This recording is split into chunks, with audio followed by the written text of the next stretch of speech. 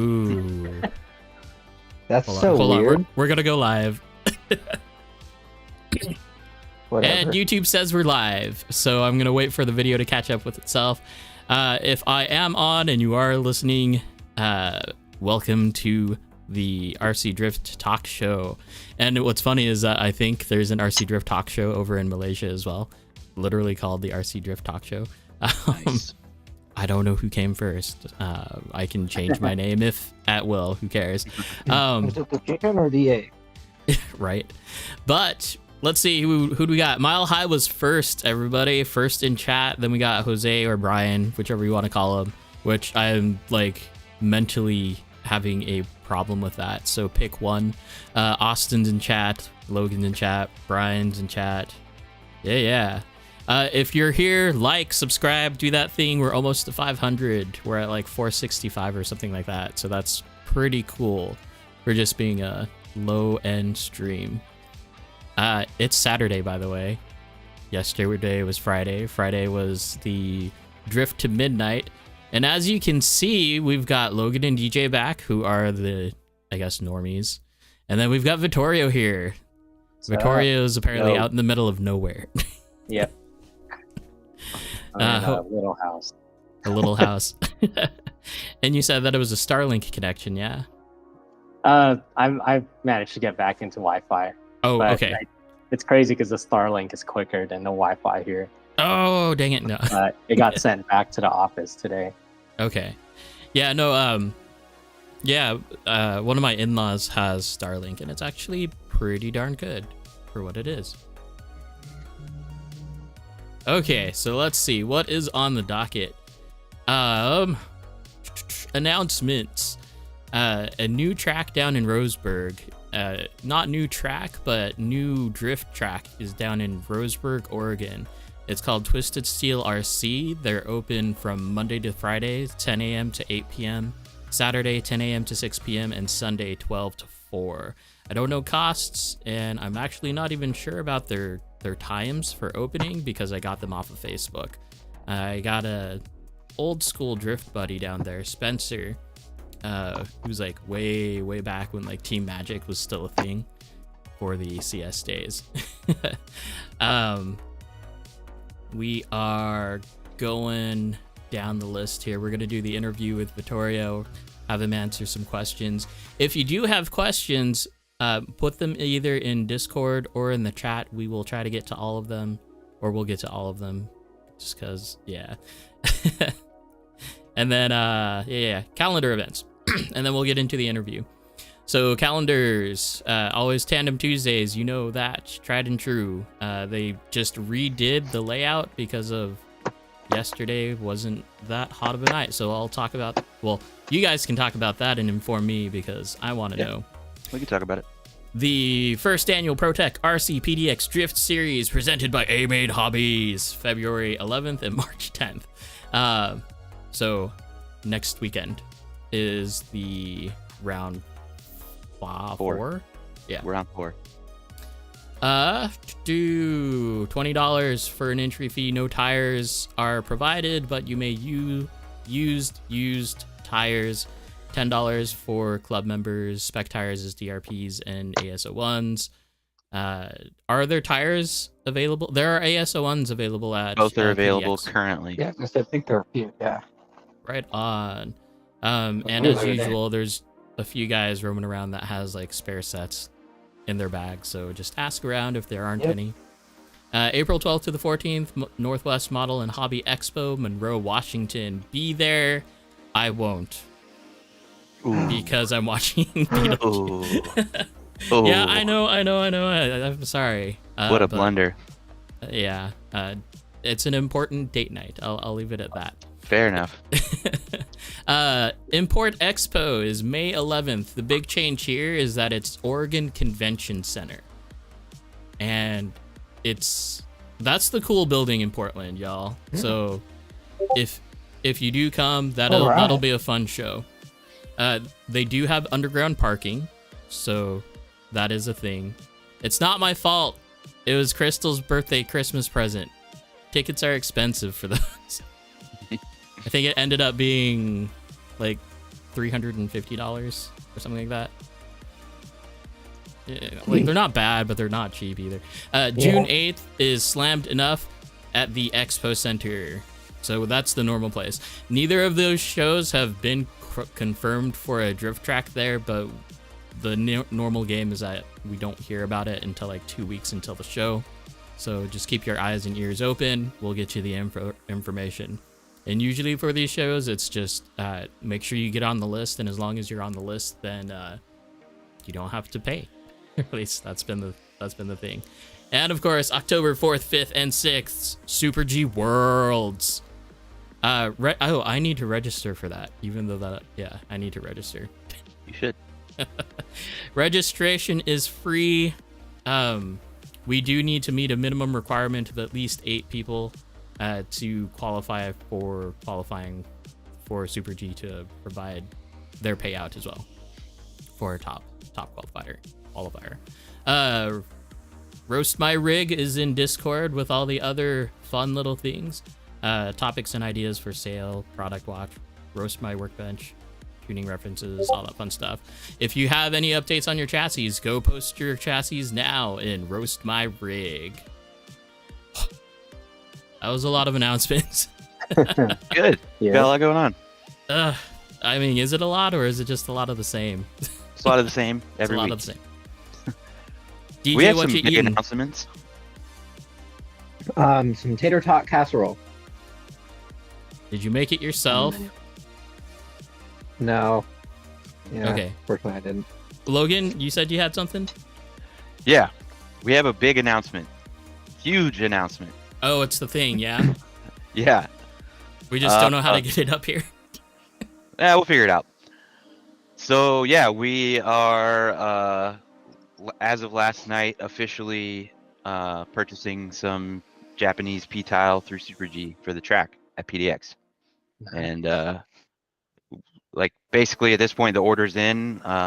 It'll obviously take some time to arrive, and then we got to figure out how to get it up here, but we'll figure that out. Probably a couple of us will just fly down, rent a truck, and drive back, I would guess. Yeah, and then we're gonna have to install it. So that'll be fun. But it's happening, and we're trying to make it happen as soon as possible because obviously we want to be driving on it and getting used to it for when we go down to Worlds. I still don't think it's that big of a difference. But, I mean... The way I look at it is it's we definitely want different tile at our track because the tile that we have is, one, it's a pain in the butt to like maintain. It's a lot of work to maintain it, and two, it's ugly. It doesn't look good. It's white. It's not immersive. So the Japanese P tile turns out isn't all that much more expensive than using like something we could just get here. So I think to me it's worth it. Someone from PDX chat, you know who you are. Find the PDX track picture and then post it in Roast My Rig. There you we'll go. Roast the track. Yeah, we can talk about that a little bit too. So obviously Tuesday, myself, Ben, and DJ put in a track at PDX. We wanted to have someone outside of the normal track crew do something, and Ben was kind of one of the people that submitted a drawing. I think all of us kind of were a little bit apprehensive about it. I definitely liked the look of it, and because I was kind of wanting to do something more tight and technical at our track. So we kind of started putting it in. It looked like it was gonna work out, so we just kept going because we have limited time, obviously, to install tracks. We were running it. We ran it for Tandem Tuesday, but I was really worried about Friday because there are like some really tight sections, tight hairpins, and it was just kind of new, but wanted to at least try it. And it's just not gonna work. It wasn't gonna work out with Friday. There was a lot of traffic and people were having issues getting around the track. I think, for me, it was definitely more of a challenge than any other track that we've had before. But once I drove it for a while, I started to get the hang of it, and Me and James and I were driving until about 10 or so last night, and we were, getting around as we do. But it's a good point. It being a public track, we have a very young community out here. We need to make it more accessible for everybody. So the decision was made. We kind of already knew Friday we were going to change it. It was just a question of when, and we were talking about it this morning, and kind of everybody just said, hey, let's just go in and do it. So we did it, and we kind of put in a new layout. It's not super open and flowy, but it still has its technical parts, but it should be a lot more easy and fun for everybody on a Friday. And there's photos of that in the Discord. But it's we tried to mimic the layout that we did at Hot Import Nights. Okay. But obviously that was a very different size space. Our space is a lot longer and skinny, and that was more of a large square. So this one it's very similar, but it's squeezed in a little bit, and we weren't able to do the large kind of snaking straights. It's just more of a manji instead of an actual turn. But it flows a lot better than the other layout, and this will be good for the time being. Sure. So, hey Vittorio, do you also have the stream going up, like on a separate window for you? Yeah, I'm just looking at the questions. Okay. Yeah, we will start the Vittorio interview pretty soon here. But I do want you to all see this, because this is like, once you see it, you can't unsee it. And it's, yeah. So let me switch over here. I'd definitely be interested in hearing your input, Vittorio, as far as kind of track layout goes. Okay. Cool. Yeah. So this is crazy.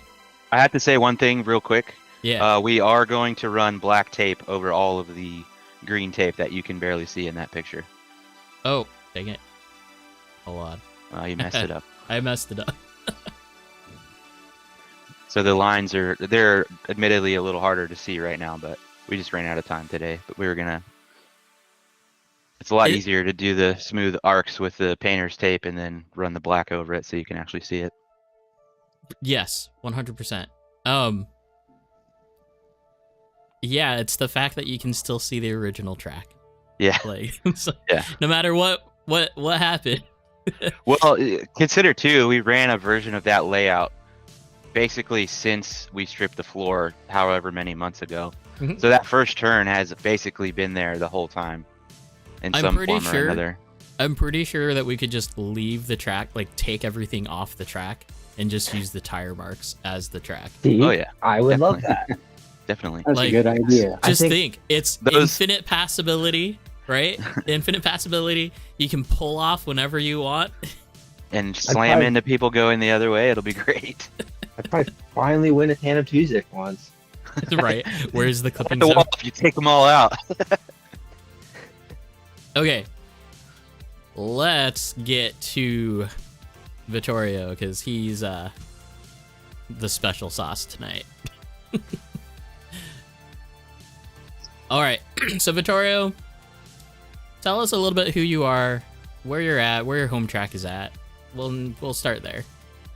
Cool. So, I don't even know where to start. I played with real cars probably since college. So you notice I always run like a GR86 or a FRS body because I had an FRS and then an 86 that I tracked and drifted probably for like 3 or 4 years. Okay. And then one day I just like fell out of it, started spending money on RC drift stuff. So my first chassis was a YD2S. I got that from my local track, which is Sky Hunter Hobby, which is also like one of my home tracks. And my second chassis came a week after that. I bought a red SX3 from Super G.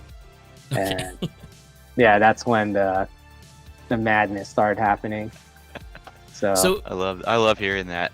How long did it take you? Like a few days? about a week. So when That's did you know? hilarious. Like, when did you figure out that you were just going to go like full on down the rabbit hole? It's hard to say. I think my first fun comp, or like my first competition, was a fun comp at Skyhunter Hobby. Mhm. Alfredo and Tech One Drip hosted it just for like all the new people, and I won that comp with a transmitter from my one of my Arma RC trucks. So like I didn't even have like a Vitava setup, so like there's like mad delay on it. But yeah, I managed to win it. You know, it's just like a bunch of locals, just fun competition. And I was like, all right, I think I'm kind of hooked on this, because what I like to do is mess with suspension. And for me, like the tuning part was really fun. So like in my real cars, like if you look at my closet, I have a bunch of, like a closet in the garage, I have a bunch of springs, because I've messed with spring rate a lot. Because I like a car that rotates pretty quick. Speaking of springs, don't you What's work that? for IBOC? I do. So Yeah. yeah, so I work for IBOC. I do marketing there. I'm in charge of social media, YouTube, and basically anything digital related. It's kind of like what started my Instagram page, kind of put in like what I learned from the algorithms at work into my own account. Okay. That's Yeah. really cool to hear, It's like backwards R&D. right? Yeah. Well, I knew Trying like to what look was now. possible, Mhm. or learn like what the trends are and stuff. Oh, for sure. I'm- For sure. Yeah, that's cool. You definitely, I think you have more followers than like all of their accounts. Maybe. I honestly like just stopped looking. I know it's like dropped because I just, after my Southeast Asia trip, I was like, I need a break. I bet, Yeah. right? Yeah. I mean, even like I get burnt out sometimes on this even, right? And I only do this once a week. Sure it's a long multiple hour like stream, but at the same time, there are some that are like you just get through it, and then there's some Yeah. that are awesome, and it's like this is why you do it, right? Yeah. Just like DJ, everyone needs to spam DJ in chat and be like, finish your MD2, because that's what he's working on right now. I'm trying. Everyone's making fun. Well, Mile High said, not a rabbit hole, it's a rabbit well. No, it's And- a rabbit hole. Ben's more like kick down the Spartan hole. Do you say you run in the Rev D kit? Who are you talking to, Greg? Yes, and DJ MD2, hurry up. Okay, so Ah, where is Skyhunter RC at? It is in Lancaster, California, about like an hour and a half from Super G. North? Yeah, north. It's Yeah. like in the mountains by Willow Springs. Okay. Okay. Do-do-do-do-do. So, is Skyhunter still your home track, or is there a different home track right now? I would say I'm at Super G more now. So I mean, you- Super G's on my way home from work, and Okay. honestly, like ever since they swapped to the Japanese tile, I've been there so much more. Okay, so there's, like, so real talk then. What is your actual opinion on Japanese P-tile? I think it's a lot smoother. It's a little bit more slick. For me, it's more consistent too. And like from what I've seen, it's so much way less maintenance compared to the US tiles.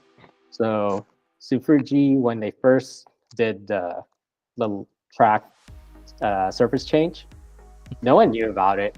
And like we just got a private invite. It's like, hey, try something out.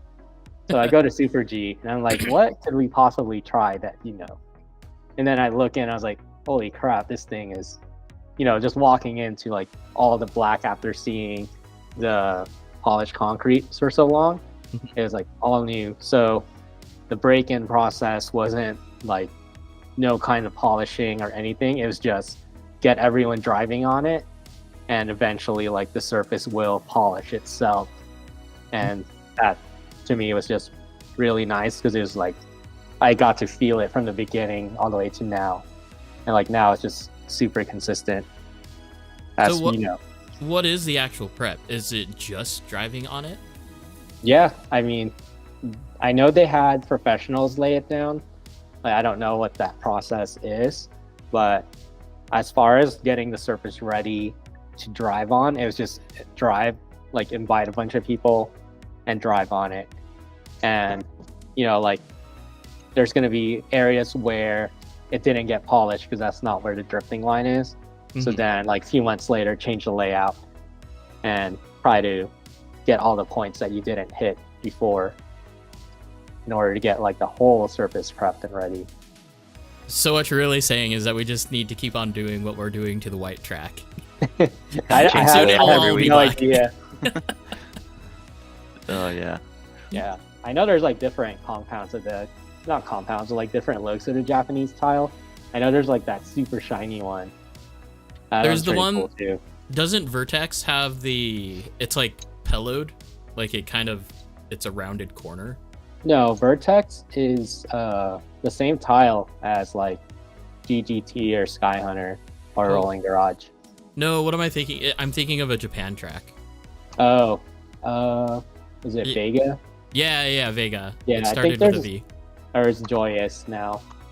But I know they have different ones. I'm not sure which ones have that raised surface. Mm-hmm. Okay. So, So for those of you who don't, aren't local to Super G or anything like that, what are the best places to go to eat? Because I knew, when I went there, there was, there was Sherry's? Or it was some breakfast place, just down the way. Oh, it was a Denny's, from the hotel. What else is there to go and eat? Honestly, I'm not eating enough at Super G to know what the local areas are, but Okay. there is this pastrami place called Johnny's. It's where is it? It's actually towards LAX, but Okay.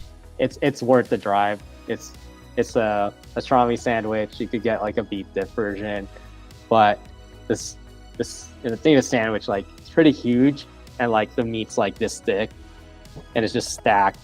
Really good value. Oh yeah, there you go, Culver City. Culver's City. Right on. Yeah. We recently, I don't have a picture of it, but we recently found a big New York pizza place. So the pizza didn't fit in the cab of a truck. Really, Wait. I kind of just had to hold it really weird. It's probably I don't know how to describe it, but it's way larger than, it was $60. So we had that, and we shared it with a lot of people in the track, and we still had extras. Didn't fit in the cab of the truck. Yeah. That's You impressive. kind of had to tip it over to get it into the door. Yeah. Yeah. Pulled it in half. What else do I See- like? There's a all you can eat sushi place. It's not bad. It's called Sushimi Rollin. It's all right. It's I think it was $40. But $40 for all you can eat. all you can eat. I just got a bunch of sashimi. Did the strategy to get my money's worth. Did you Yeah. actually calculate it in your head? It's okay, $40, how many pieces of average sashimi does it take? Oh yeah. I had a Korean fried chicken. This is in City of Industry called Kyochon. I know it's a chain, so there might be one near PDX, but that place is pretty good. Yeah. I don't know. There's Jollibee too. There's ever a I've- craving for Jollibee, it's nearby. I've never been to a Jollibee. I've Uh, seen it. I've never actually. I take it back. Can you get hala hala there? You can. Okay, I think I've had that from a Jollibee. Okay. Maybe. I don't remember. Yeah. It's all about the chicken and gravy though. Yeah, everyone's saying Korean fried chicken. Yeah. Korean fried chicken. I've never Yeah. had official Korean fried chicken. Yeah, a few of us disappeared during qualifying, and we went to get Korean fried chicken during finals. I mean, there's enough time for it, that's for sure. Yeah. Yeah, it was like once I knew I was secure, I was like, all right, I'm gonna go. Okay. Came back. Yeah. So we are gonna pop over into just kind of the chassis that you just posted. Let me Okay. find it here. Do, do, do, do, do, do. And then we'll let the questions roll on, and then we'll kind of just do them all. Okay. Get going that way. Yeah. Okay, here we go. So, since we're on this picture here, let's talk about official sponsors and whatnot, because I think this, minus the body, is a good roundup of what your sponsors are. So Yep. let's go down that route. Okay. So I guess we could start with Acuvance. So Acuvance is my very, very, very, very first sponsor in this whole hobby. So that came probably like 2 years into this hobby. So it's always been like pretty special to me just because, you know, they were the first. On this car, there's a Futaba CD 700 and a GYD 550. That is also a sponsor, and you'll find it's only on this purple car because the other one I did convert it to titanium a while ago, but the purple car has all the scale reflex titanium screws. There is some Yokomo brass screws under the chassis just to shift the weight a little bit. What else am I missing here? Oh, the shells. I have Addiction RC Design as a shell sponsor this year. So I'll be running their new lightweight GR86, which I gotta say is crazy light. I haven't even cut it out yet. I'm kind of afraid to, because like I literally could just put like barely any pressure on it, and like I could feel the Lexan like push in. I was like, okay, they made this thing super light, because that was like my number one complaint with the normal GR86. So I'm curious to how that's gonna go. I still need to paint it. It's like it feels like a million pieces, so hopefully next week I can get it done. How many pieces is the GR86 from Addiction?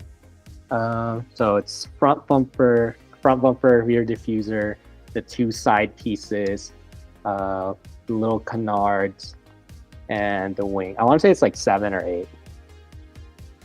Yeah. Maybe go It's back not to the too bad. 400. Yeah. The I 400 like my is what? 400 too. It's just front and rear clips, yeah? And then main Yeah. body. Yeah. The 400 is really nice. It's one of my favorite driving bodies. So like, I don't have it anymore in my daily rotation just because after TDC I had everyone sign it. Oh, I have cool. it That's put cool. away. Yeah.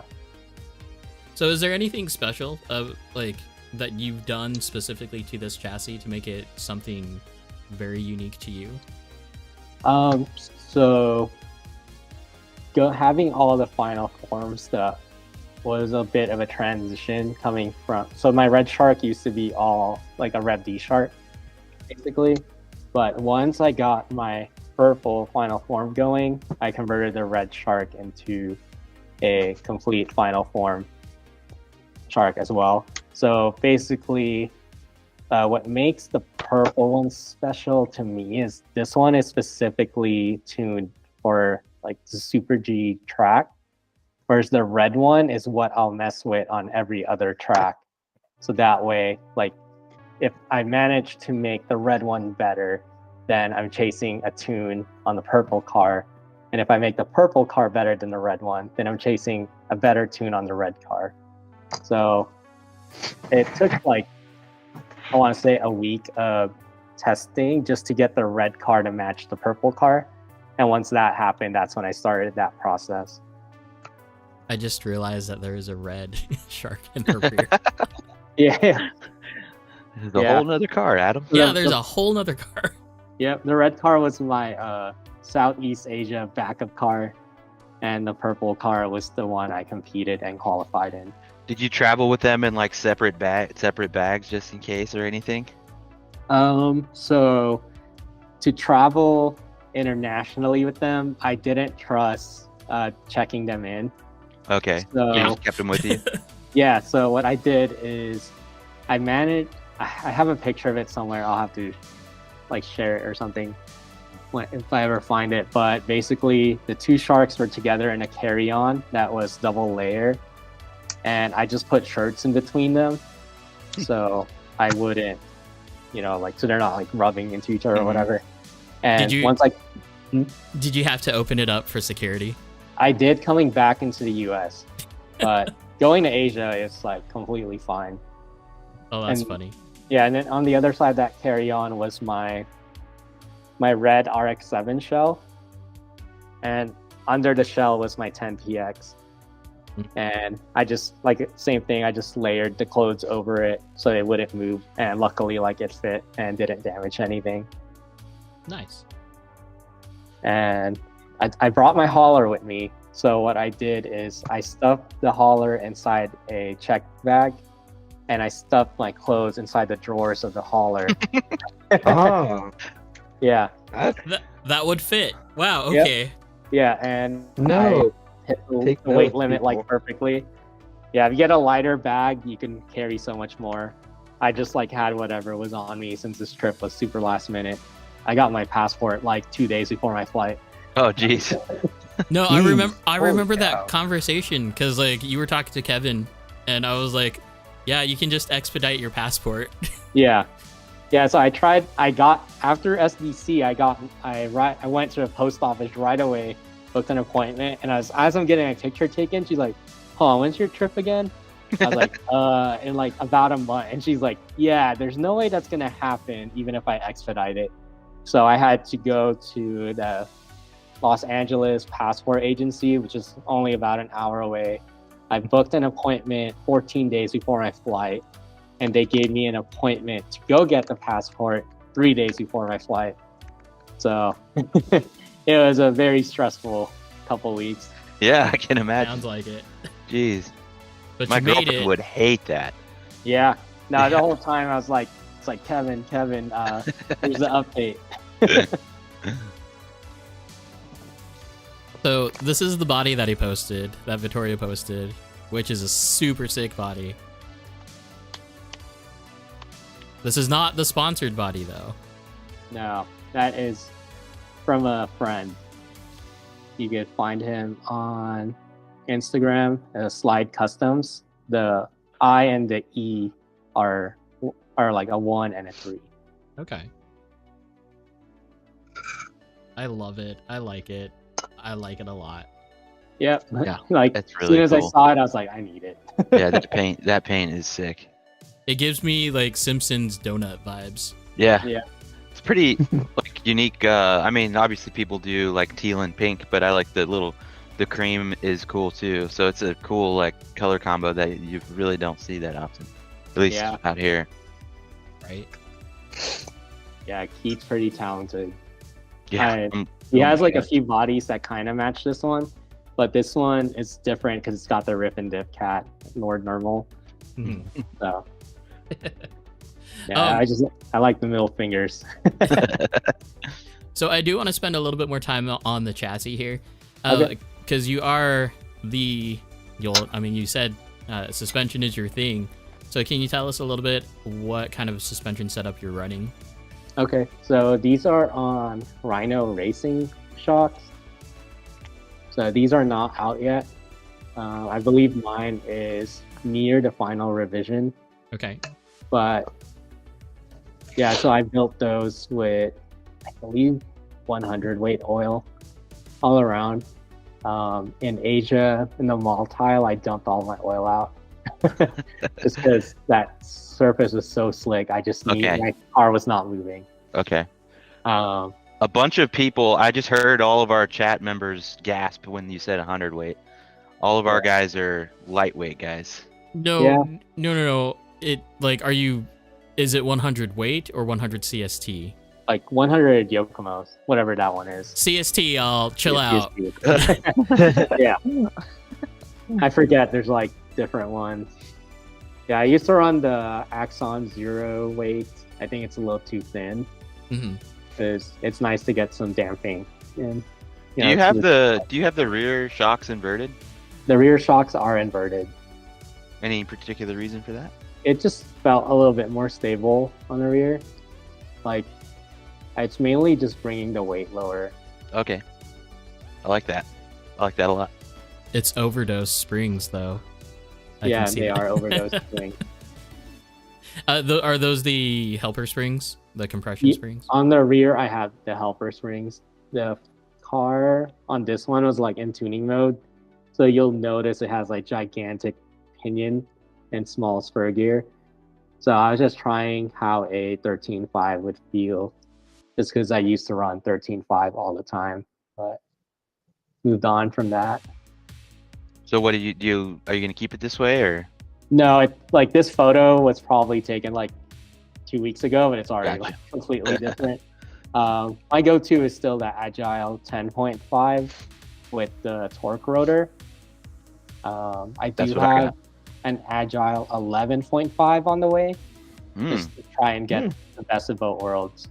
I notice a lot of the more competitive drivers that I've met are choose the Agile over the Fledge. Mm-hmm. So I used to be like all about the Fledge, like when I first switched over to the Acuvance setup, but I realized, like I'm sure like there are people that gets it to work, but for me, it didn't suit my driving style. So what I liked was with the Agiles, I can chase a bit more aggressively, just because the response and the torque was more instant. Interesting. And I can see in this photo, you were probably messing with some of the new settings there. You got the towel out. Yeah. So I put this setting on like as soon as it was released. We were actually like out crawling, and then I saw the update. I was like, okay, we'll go try it out. What do you think so far of the? I mean, the biggest difference, obviously, the drive frequency going from 32 to 64. I love it. Yeah, That's only one of the things. So honestly, like that's the only thing I changed on my ESC tune. I went from 32 to 64, and then the rest are the same. It's just like the smoothness. Yeah. Yeah. I always try to just find the balance. Adam was kind enough to do all of ours updating and everything last weekend, and at the time I think we had a pretty busy track, and I wasn't finding that I could notice it all that much. But then I drove alone a bunch on like Tuesday, and I switched back and forth between them a lot, and I could definitely feel that you can just tell the timing of the motor is that much, yeah, it's just smoother. Yeah, I learned that like the smoother you can make it, like kind of the quicker it can get out of a corner. Not necessarily like drag racing, but it helps grip up and transition.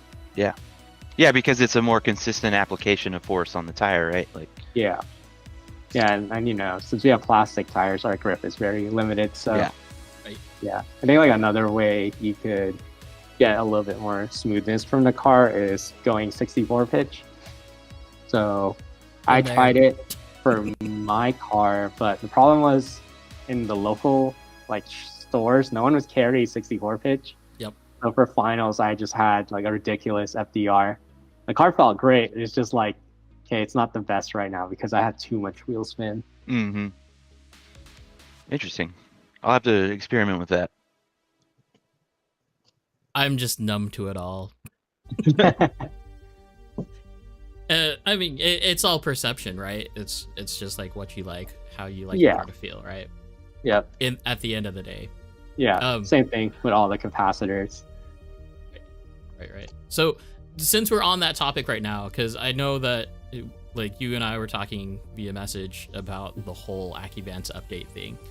So I didn't know that one of the options, or if you didn't have a Tau 3 at the time, you just needed to put it into a drift profile or into the drift profile, and then it should start working.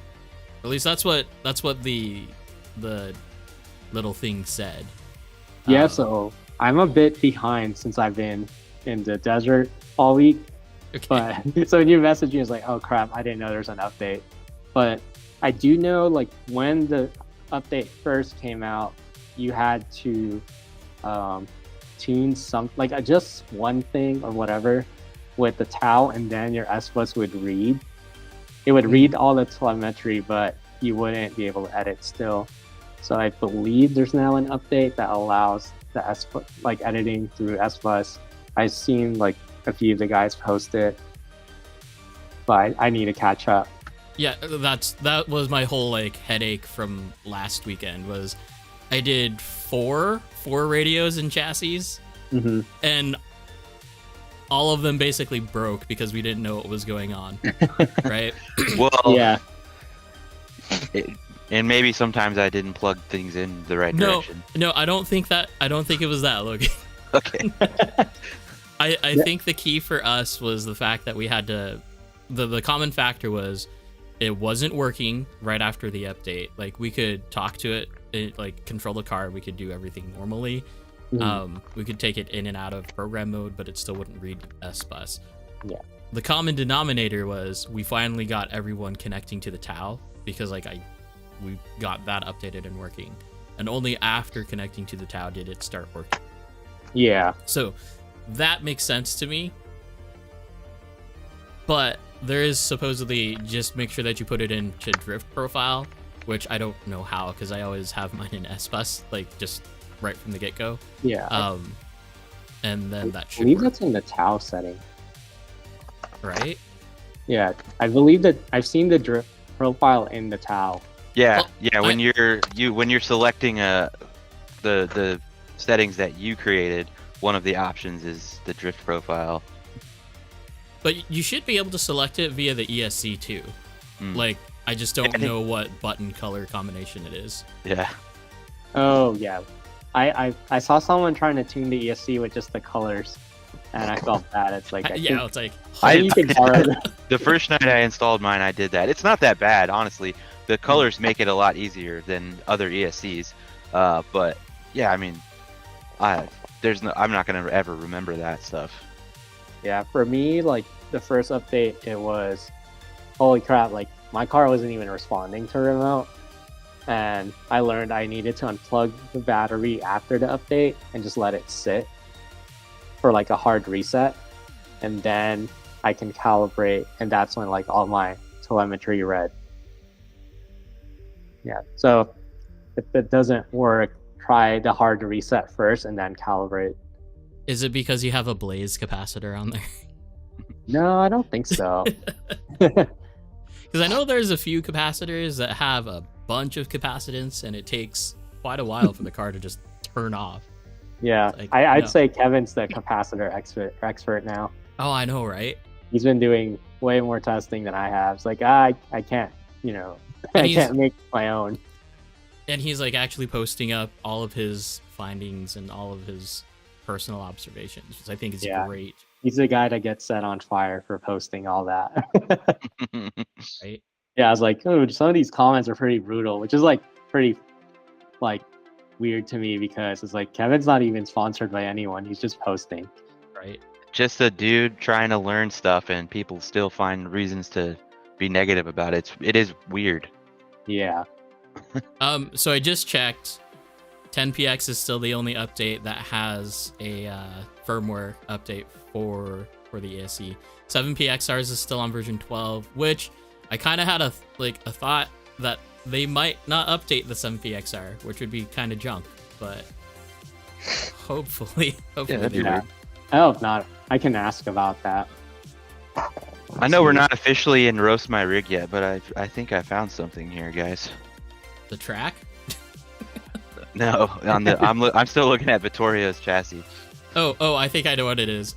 Hold on, let me get the picture ready. Well, first of all, your rear shocks are upside down, you silly goose. Hey, that's a total preference type of thing. Just kidding.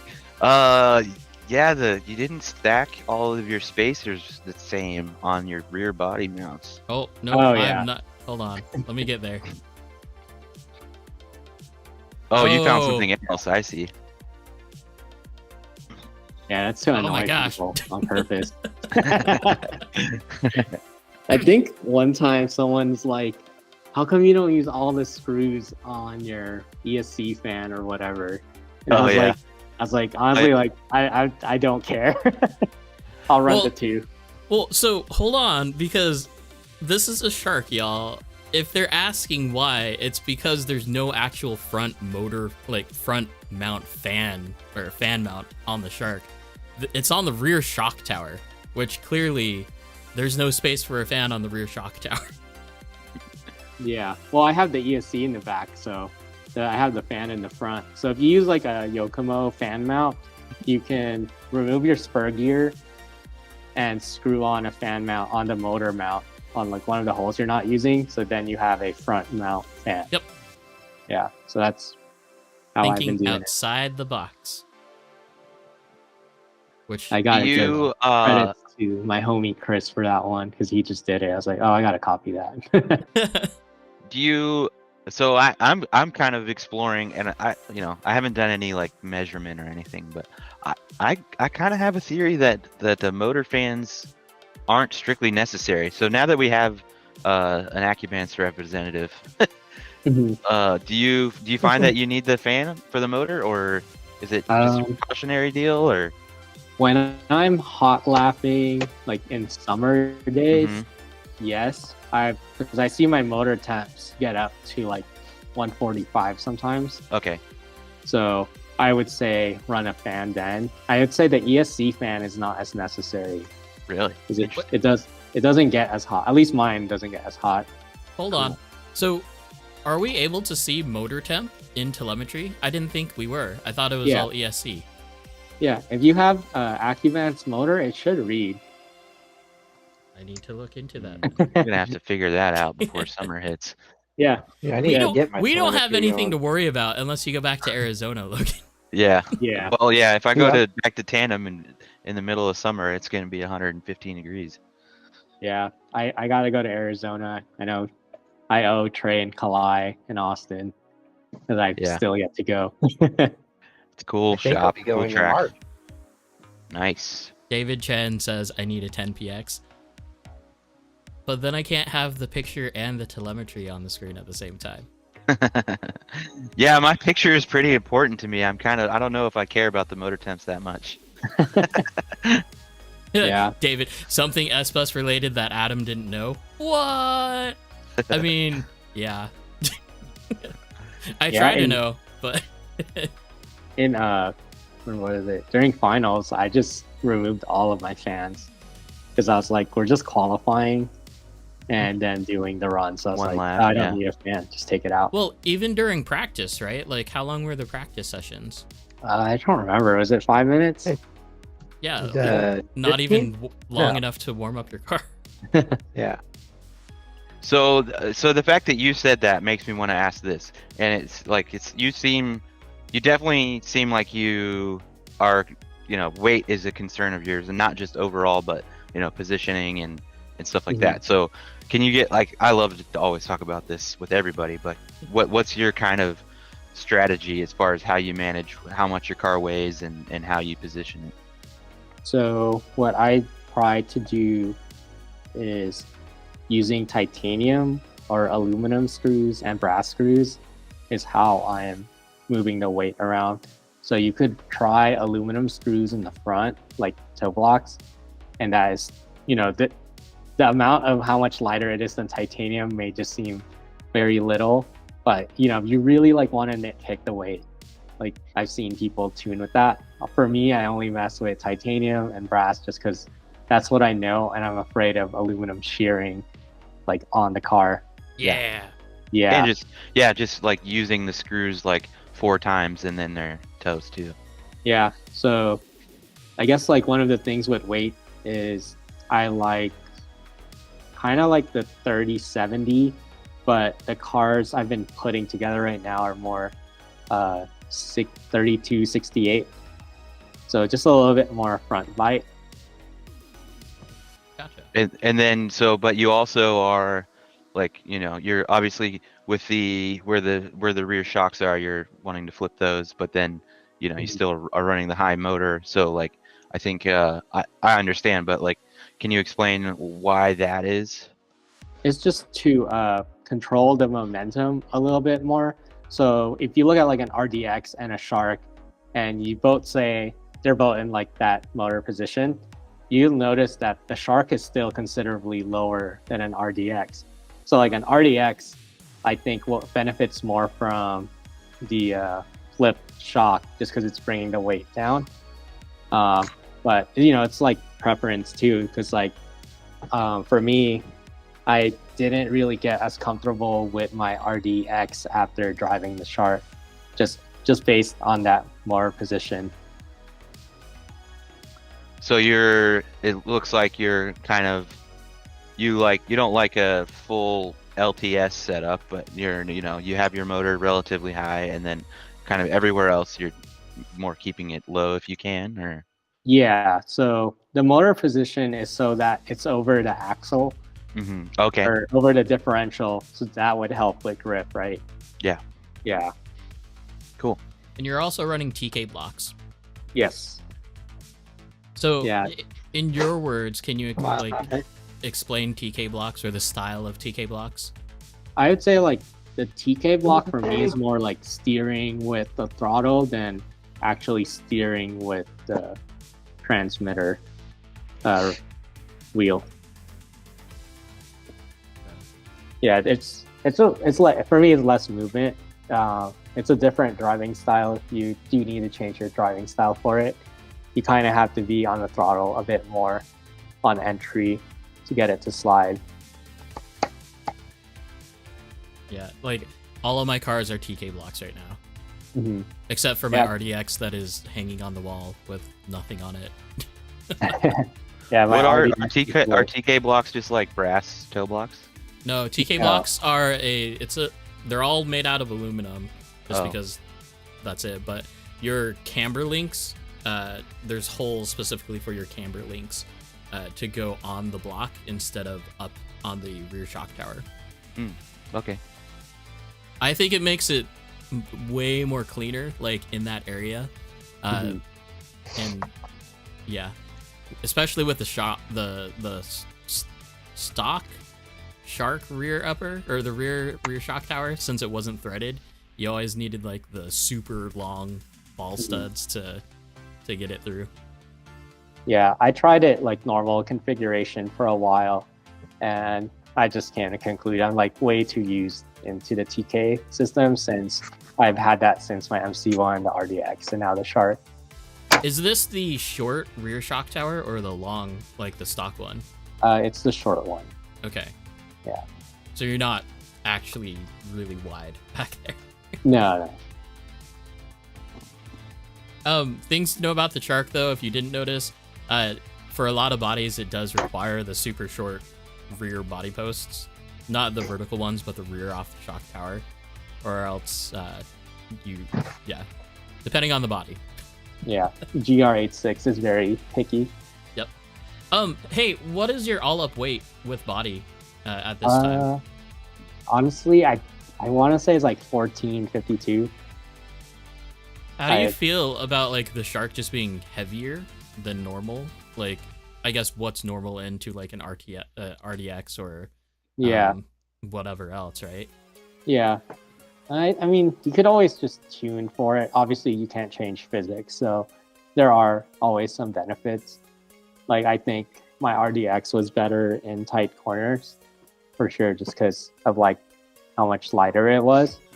But for me, my Shark is a bit more stable than my RDX ever was. Since we're actually talking about tuning stuff, Jake is asking, what is your go-to diff setup? Gear, ball, spool, CLSD? Oh, yeah. Jake's been going through every possible combination you can think of. So I'm running the plastic CLSD with the 4 soft gears. So I had the aluminum one, and it wasn't my favorite. So Team Plastic, let's go. Well, but hold on. What are the reasons for plastic?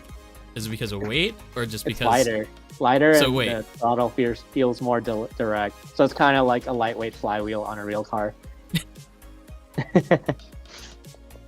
Logan feels so? I'm like the only one with the all plastic. Logan. Yeah, Logan's but you know, winning. it's all preference. Like I've seen people mix the plastic sides with the metal center, or Mhm. like plastic center metal Yep. side. That's my jam right there. Plastic Yeah. center ring with the aluminum outdrive or aluminum Sides. sides. Yeah.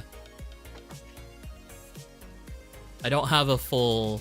Well, anyway. So speaking of the CLSD though, what kind of grease are you using inside the diff? It's just it's a silicone grease. You just put like a light coating on it.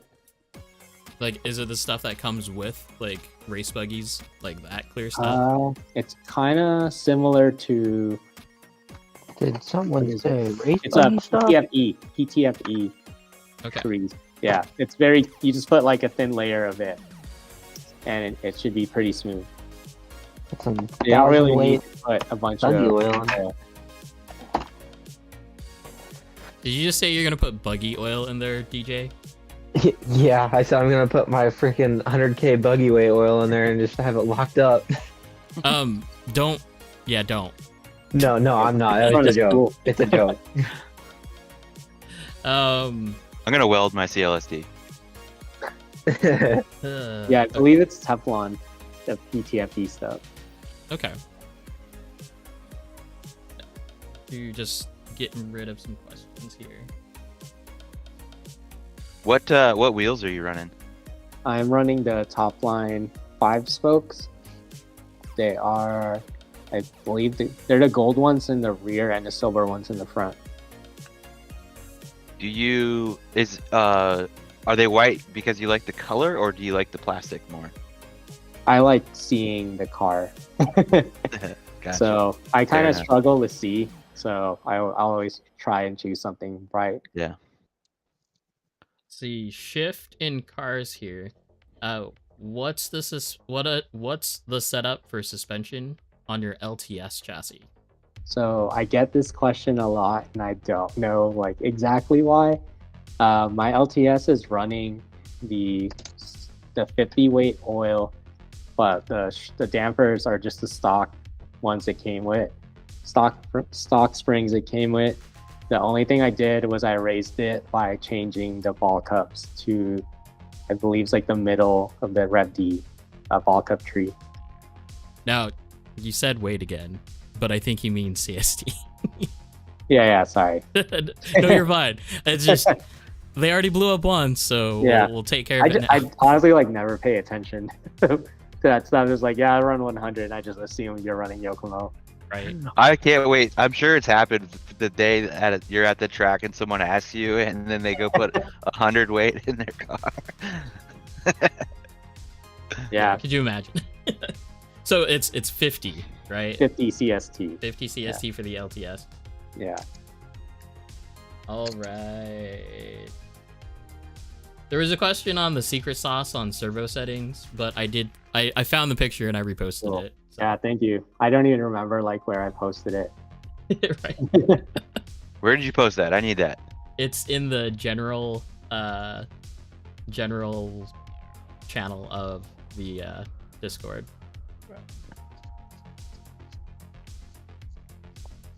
Yeah. Yeah, you might need to like fine tune it because I tried like now that I have 2 identical sharks, I try to give them the identical servo setting. Yeah. It's I mean, just I think never the same. I think the servo and gyro setting. I've said this every week, but those things are like you need a baseline, but they're very personal. Yeah, Personal could literally just match how much your front tires are shaking. yeah. Let's see, Matt. If he had, okay, deep, big brain question here. Okay. If you had the ability to design your ideal chassis, what would the layout be? Motor, ESC, battery, and servo placement. Bell crank, direct versus slide rack. 4 or 3 gear, light or heavy, high or low flex. There's a lot in there. There's so many. Where's this question you at? Yeah, where do we begin? But, it is in the general question. General chat. Sorry, I'm like trying to find it. But Update. honestly, like my Shark is pretty much ideal to the layout I like. So I like the direct drive, and I confirmed that by having an RDX and also my LTS. It's just like after having direct drive steering, it's so hard to like adjust for. There's like a slight delay, right? Like I don't know. For me, like the direct drive just feels so connected in the front. Okay. Like everything else feels delayed to me. Okay. So direct drive. Anyone with like a standard chassis has sat there with it on their desk, and like you can move the wheels like 5 or 6 degrees without anything. It's just like that can't be good. Yeah. As far as 3 gear, 4 gear, I've always used 4 gear. I just think like the 3 gear is a bit it's like more torque, right? Let's see. Battery layout. I actually play with moving it forward and back just depending on what the layout is. So if there's a bit of technical sections, I'll move the battery forward. And it's not like I'll move it, like it's halfway forward. It's always forward all the way or back all the way. Standard or flex deck. I've always been like a more rigid deck kind of person. I've tried flex decks in the past, and it seems like there's a high initial grip, but I think I'm losing the grip mid corner. So I don't know, but also like there are like really good cars that flex. So I think that's just one of those tuning preferences. Is there such thing as too much flex? I would say like if you're, if it's like a noodle, maybe. I don't know. But if you could get it to work, like props to you. I can't do it. If any of you just thought the Carbon Fury chassis, that's right. If you know, you know. It's clearly a popular chassis, right? Because people are buying it, people are having a great time with it. But man, is that just minimal carbon there? Yeah, I'll say like in Asia, the Flex was not very popular. Mm-hmm. I think like there's so little grip that when the front and rear are flexing, it's hard for the front to bite. Yeah, and it makes it difficult to drive. Stiff as king. It's another one of those things for me that just goes so far away from what any traditional IRL motorsport does. Yeah. To add flex. I'm sure like if you could, so I think like the idea with the Flex is to make a pan car, but not a pan car, right? So, yeah. I mean, wait, so LP86, what? So that'd be like a loophole in the rules if you have like a super high flex chassis, I guess. But I don't know, if you could get it to work, props to you. Which I've got something in product watch from Addiction, or at least spy shots from Addiction. So we'll take a look at that later. Yeah, I like the title. I saw that post. It's spy shots from the company that makes the product. I don't think those are spy shots. Well, no, because it was posted by a private person. I don't know. Okay. Like who it was though. Like they could be Addiction. I don't think it is. Anyway. Motor ESC, you'd still be Acuvance, yeah? Yeah, on Jarvis XX with the Agile 10.5 with the torque rotor. Have you tried going between a Rad and an XX and seeing if there is a difference? Yeah, I'd say the XX just has more punch to it. But if your driving style doesn't need more punch, the Rad is more than enough, I think. That's actually like what got me into the Acuvance system was the Rad. Okay. Gotcha. Oh, how long have you been driving? Like RC drip? Yeah, RC. I think like 2 years. There you go. So DJ, you're coming up on 2 years, right? Um, Well, actually, No. both of you, because you. No, just one. I know, but by the time that October rolls around, yeah. Yeah. might as well be Yeah. 2. So there, Yeah. there you go. Let's go. Dang. Expectations. Give me. I One just second, need we'll like. write down that Just need notes. like. How many followers do you have, Vittorio? 548,000. I need 548,000 more followers, and we'll be good. DCWCD in Discord asked, "Will you be at Super G on Saturday, February 10th, 2024?" I might be at a birthday, so maybe not. I might go after. We'll see. Okay, Brown Rose. If you were forced to drive a box tune base plastic chassis at a comp, which chassis would you pick? RDX. I think that's kind of like a Yeah. given, right? Yeah. It's like Yeah, I the think closest to Basically, any everybody would say that. comp spec chassis, like out of the box, I'd say. I do hear the Yokomo RD2 is pretty good. I want to pick up one of those and try it. It looks like basically Yokomo saw the RDX and like, oh, we're gonna do that too, Yeah. just with camber links. Like, I mean, my first car was a Z, so going from that, I saw a lot of things on the RD2 that I thought were really cool to have. but here's where they're gonna mess up. If they did the same exact thing with the RD 1.0 with their friction shocks, like no oil, Yeah, like those things. Oh, yeah. yeah. The those only were cool pretty- thing about those things is that you can just like twist them apart and take them apart like that. Other than that, they made a big mistake. Hey, it might work in the Asia tile. Yeah.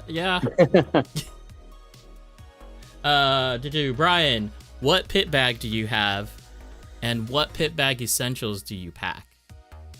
Okay, so I have a Yokomo normal pit bag, and I have a Futaba case. So my Futaba transmitter case carries my tools, batteries, charger, and the transmitter.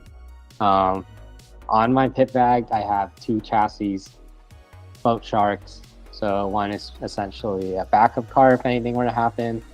I have 1 backup motor and 1 ESC, just in case. The ESC would be pre-soldered, so you just slap it on.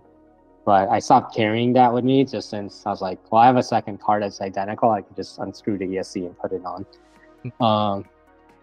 I carry tires from different tracks, just because like you never know if you're gonna end up visiting. So sometimes I go straight from work to Vertex.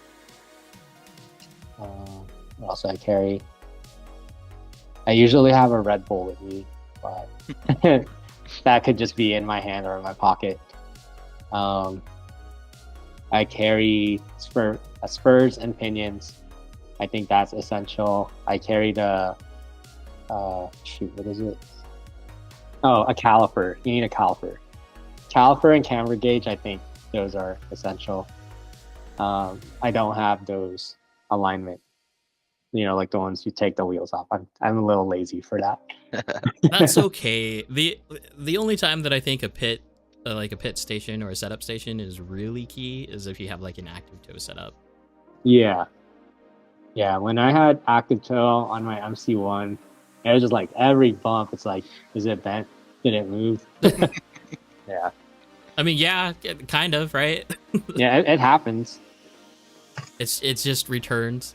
It's like a whammy bar on a guitar. You never know where it's gonna go back. Like, let's see, Mile High. What is your favorite surface and why? I like the Japanese P-tile. It's just smooth and consistent.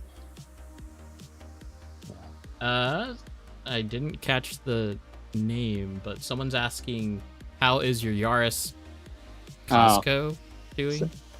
So Sunny, I met in Indonesia at TDC, and he ran a GR Yaris with a Cusco livery, and on his pit was a model, like a little 164 version of it, and I asked if I could take it to the US with me, Oh, And, okay.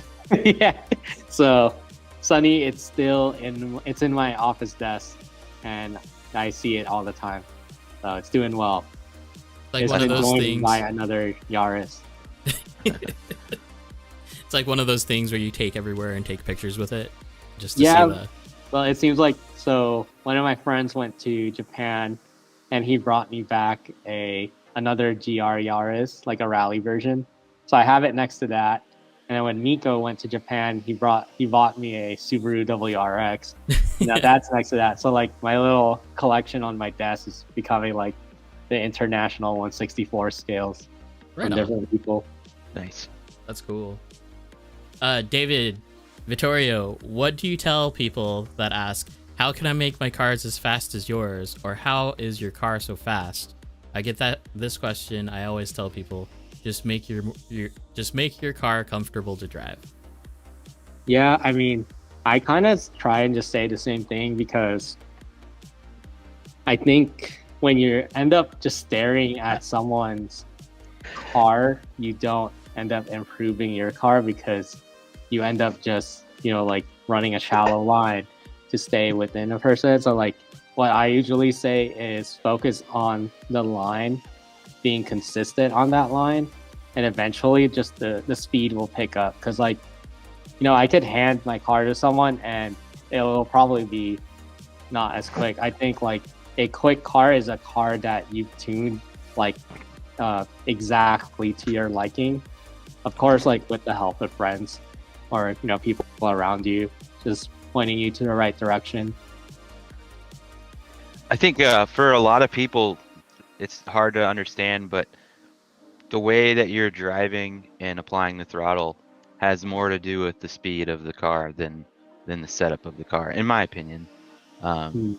There's still, we're not following a racing line, but if you have someone that's consistent and knows the line of the track well, they're still going to be able to turn that into something that they can get around, maybe quicker than a newer driver.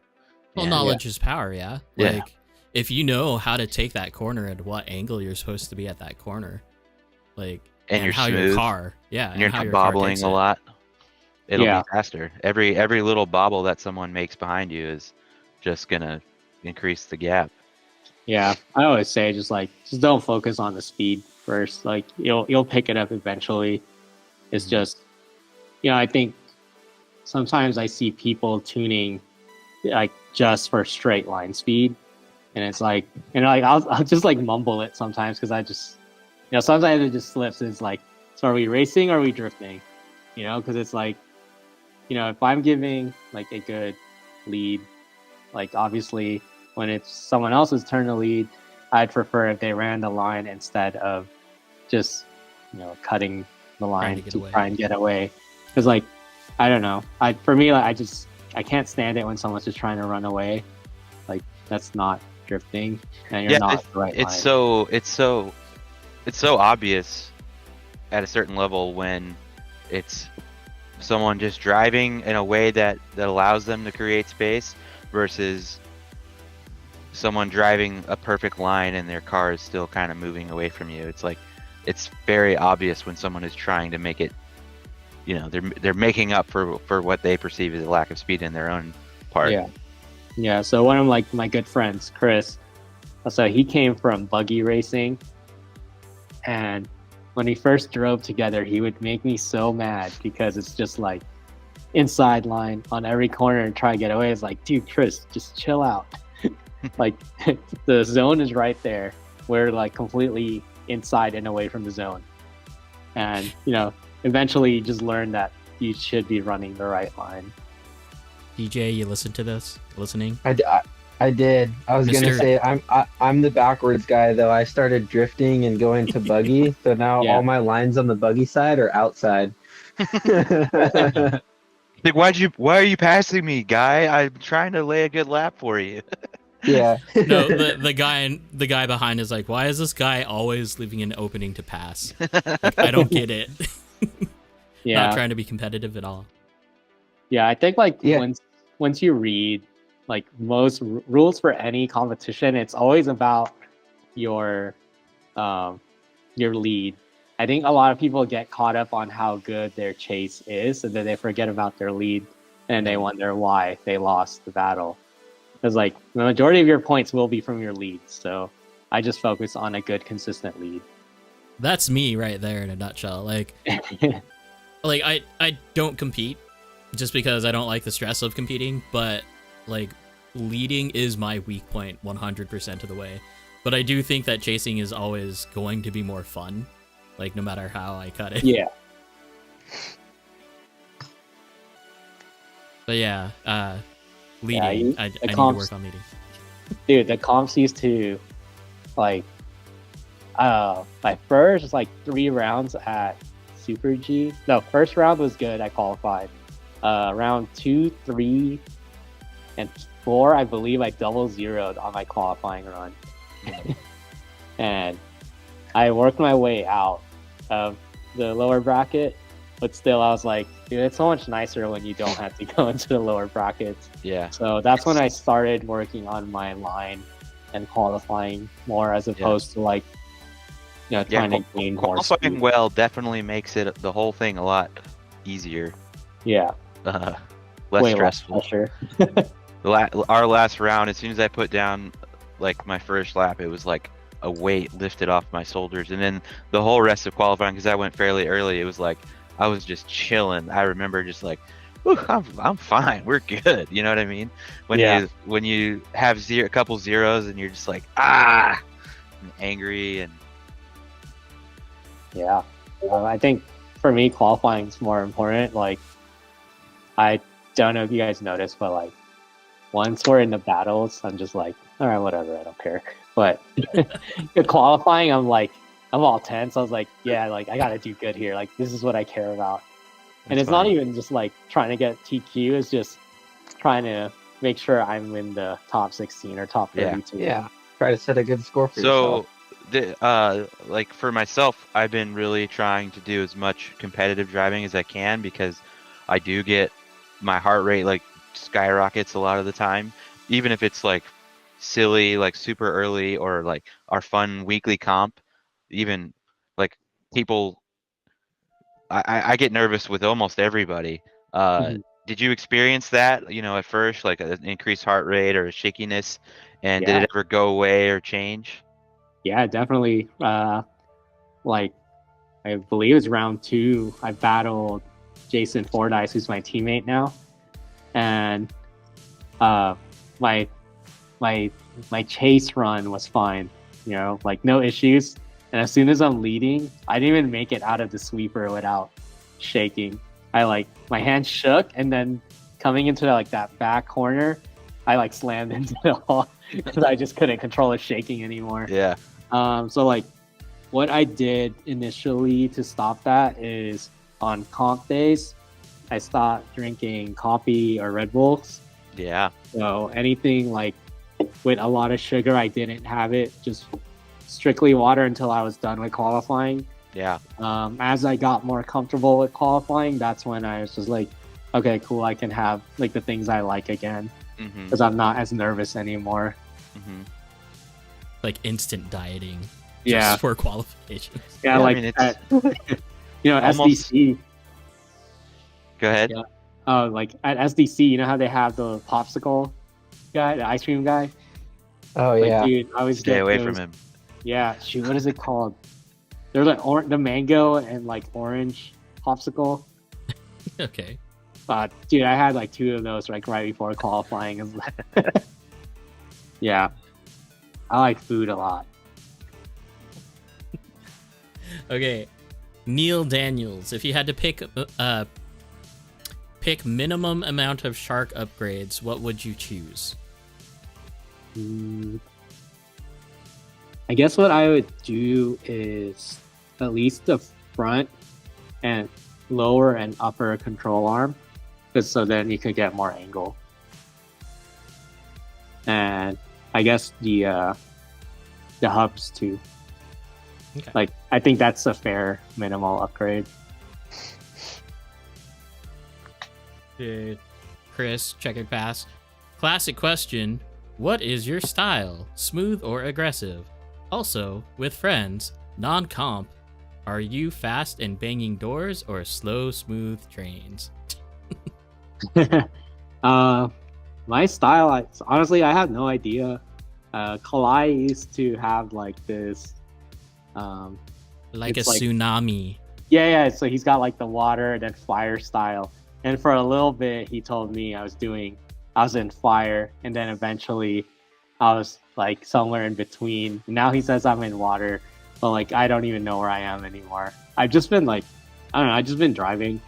I kind of like stopped thinking about a lot of those things. It's kind of just like whatever I like now. And non-comp, are you fast and banging doors or slow and smooth trains?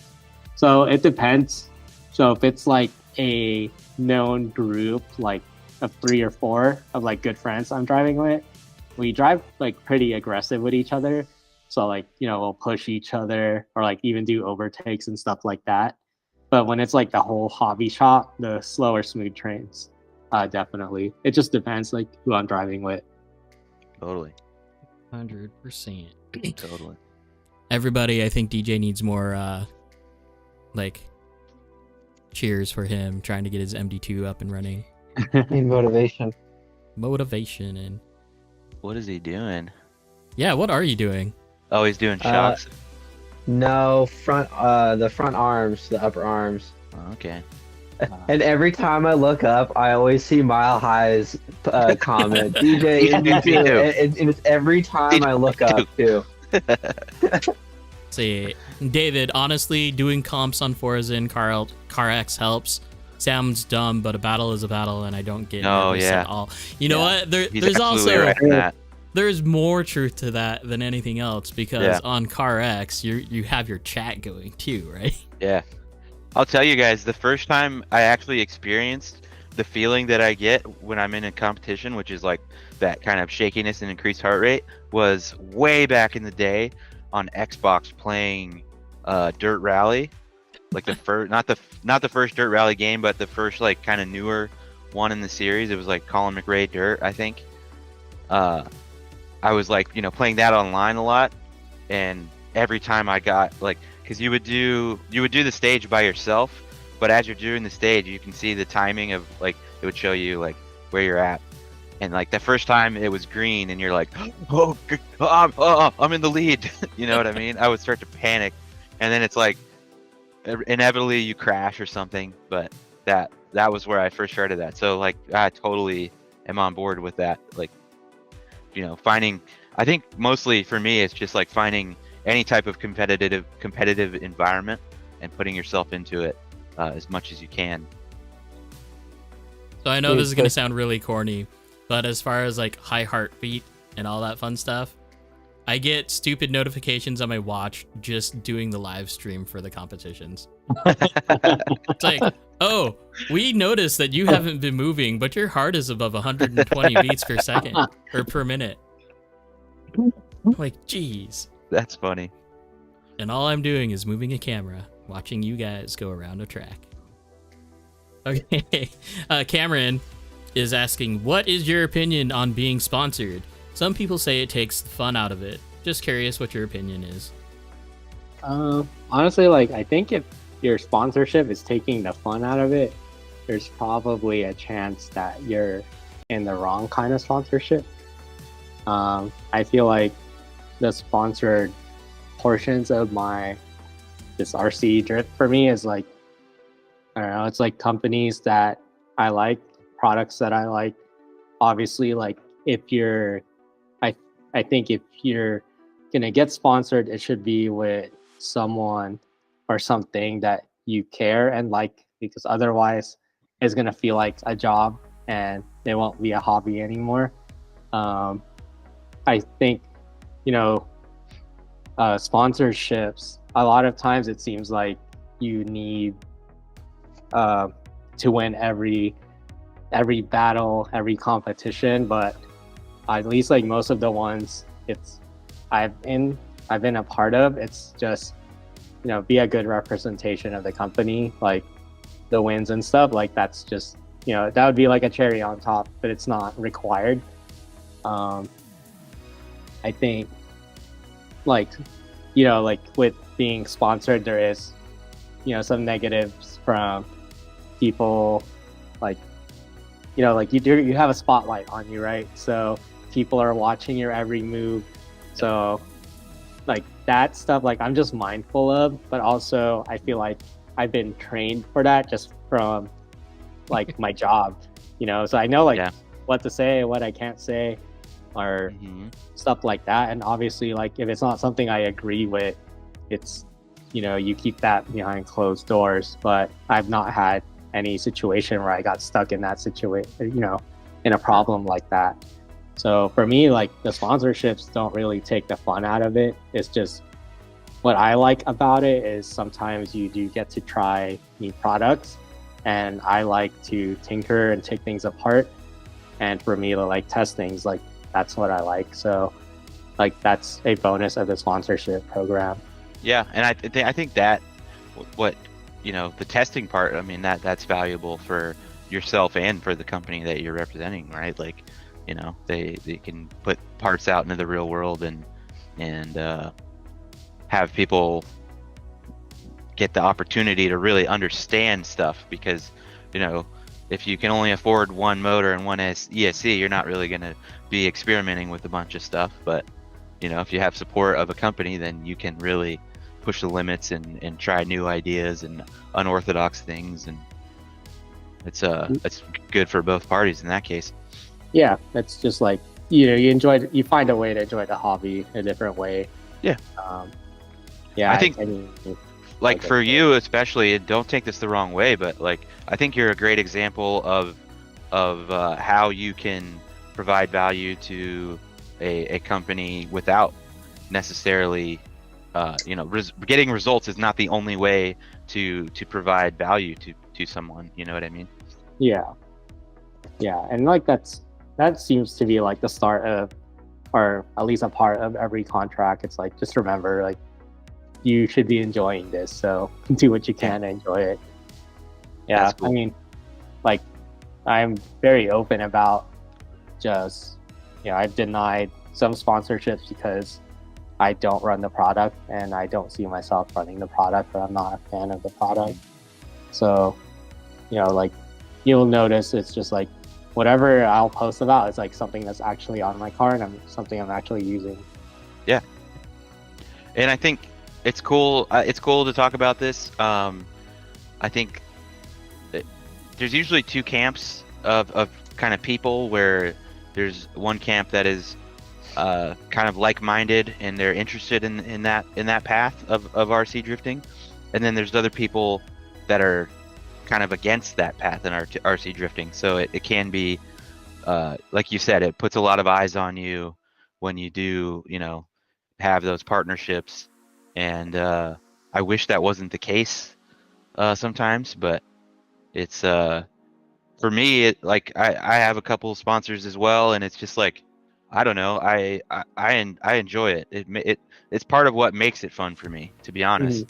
I just think it's cool. So just recognizing that everybody's a little bit different and everybody sees things in different ways, and we're all in the same sport, man. So yeah, that's why I usually, like, you know, if there's a disagreement, it's like, it's fine with me. Like, it's not my car, so if you like this certain thing on your car and I don't, it's like, okay, like that's cool. Yep. You know. Yep. I mean, just thinking, well, I was actually thinking about the whole sponsorship question earlier today, and it was like, the way that I think about it is like, when you look at buggy racers, right? Like actual off-road racing and how their sponsorships work. And I think that's kind of where the perspective is coming from. A little bit biased towards that, because like, as far as tires go, like if you're going to a national race for tires for buggies, you're spending like $300. Yeah. DJ, big buggy guy, can agree. Yeah. And it's crazy because it's like, you run one qualifier, swap out your tires, or like every single race. Now, because we're all on carpet, it's like you're switching tires just to have that competitive advantage. And if you don't have that competitive advantage, then you better be a good driver to make up for that. Or get out of there. And that's what it is. Like, I don't know. Like, Yeah, it's to save a little bit of money for them, but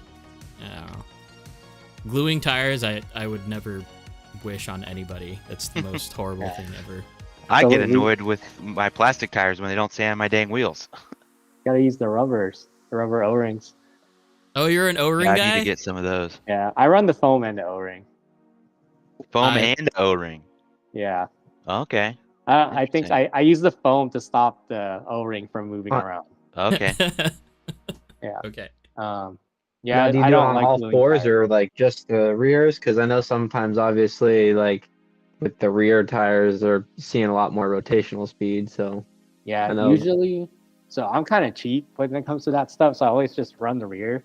With the fronts, if it doesn't get loose, so like certain wheels don't get loose, like the Rev D wheels or Yokomo wheels in the front, those sit pretty tight with any tire.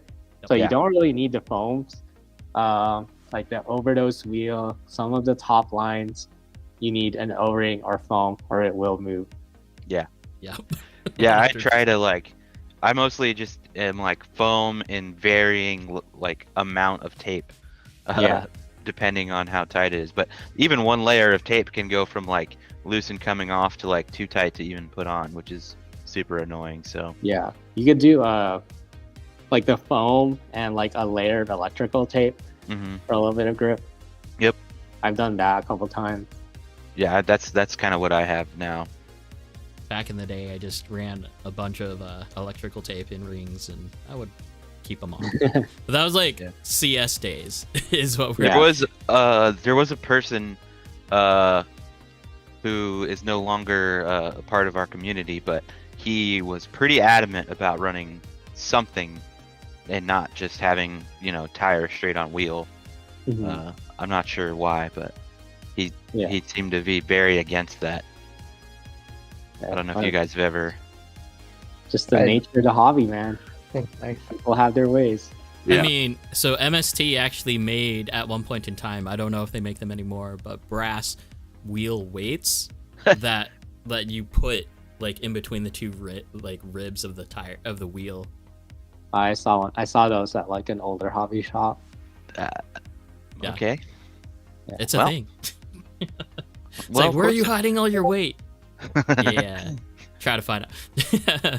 I got another question. The RC Car Show. Greetings from the Philippines. Hey. What's up, Philippines? Yo.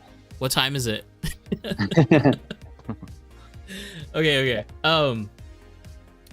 Yeah, because Logan's going into the deep end for sponsorship stuff, so got to get those social media. I mean, I started out fairly light this year, but it's been going well. You're doing good. I mean, I don't think it's bad for, being a year into this whole game. Not even. Okay. New topic. We're gonna talk about the Christmas tree. Y'all know about the Christmas tree? What? It's okay. It's 1 p.m. over in the Philippines. That's fine. They're doing great. Chilling. What's the Christmas tree? Wait, you don't know what the Christmas tree is, Logan? It's this Acuvance tree that someone made with all the capacitors. That's yeah. Yeah. Okay, yeah, I saw that. So, we were talking about this pre-show a little bit, and it kind of came down to the same answer. So, do we want to try to simplify this, or do we want to try? Actually, let's start off. Let's go back to your car, right? Okay. And let's talk about what you're actually running on your car, and then kind of the why for why you're running it. So, my car, this one has the Blaze, the Trace. No, not the Trace. This one just has a Vector. Wait, no, it's the Trace. Yeah, that one has a Trace, the Pulse Master, and the Blaze. So the purple car is simplified because I was trying to shed some weight onto it. So I just really look back. It's what do I like the most, and the rest I'll just tune for, And with the 64 kilohertz update, I think you could run less and it'll be just as smooth, if not smoother. Okay. So the Blaze is just to have power at all times. The Trace, I like the smoothness it gives with on the steering side. How is that? Like, where? At what point is that installed? The Trace is installed on the receiver. Yeah. Okay. It's like the most simple one. So like usually, you know, there are people that don't believe or don't use the capacitor for whatever reason, and I've always just been like, you know, I'll take out the Trace from my cars. Like, here, put it on your car, and you could try it out. And like, I don't want to say like 9 out of 10 times, it's like, okay, I get why now, but you know, it's just a preference thing. It's like you don't need to run all of it.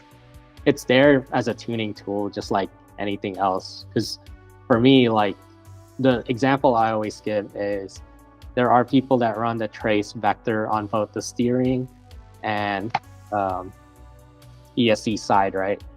And for me, like whenever I put the Trace vector on the ESC side, like my timing was so off that I just kept hitting the wall.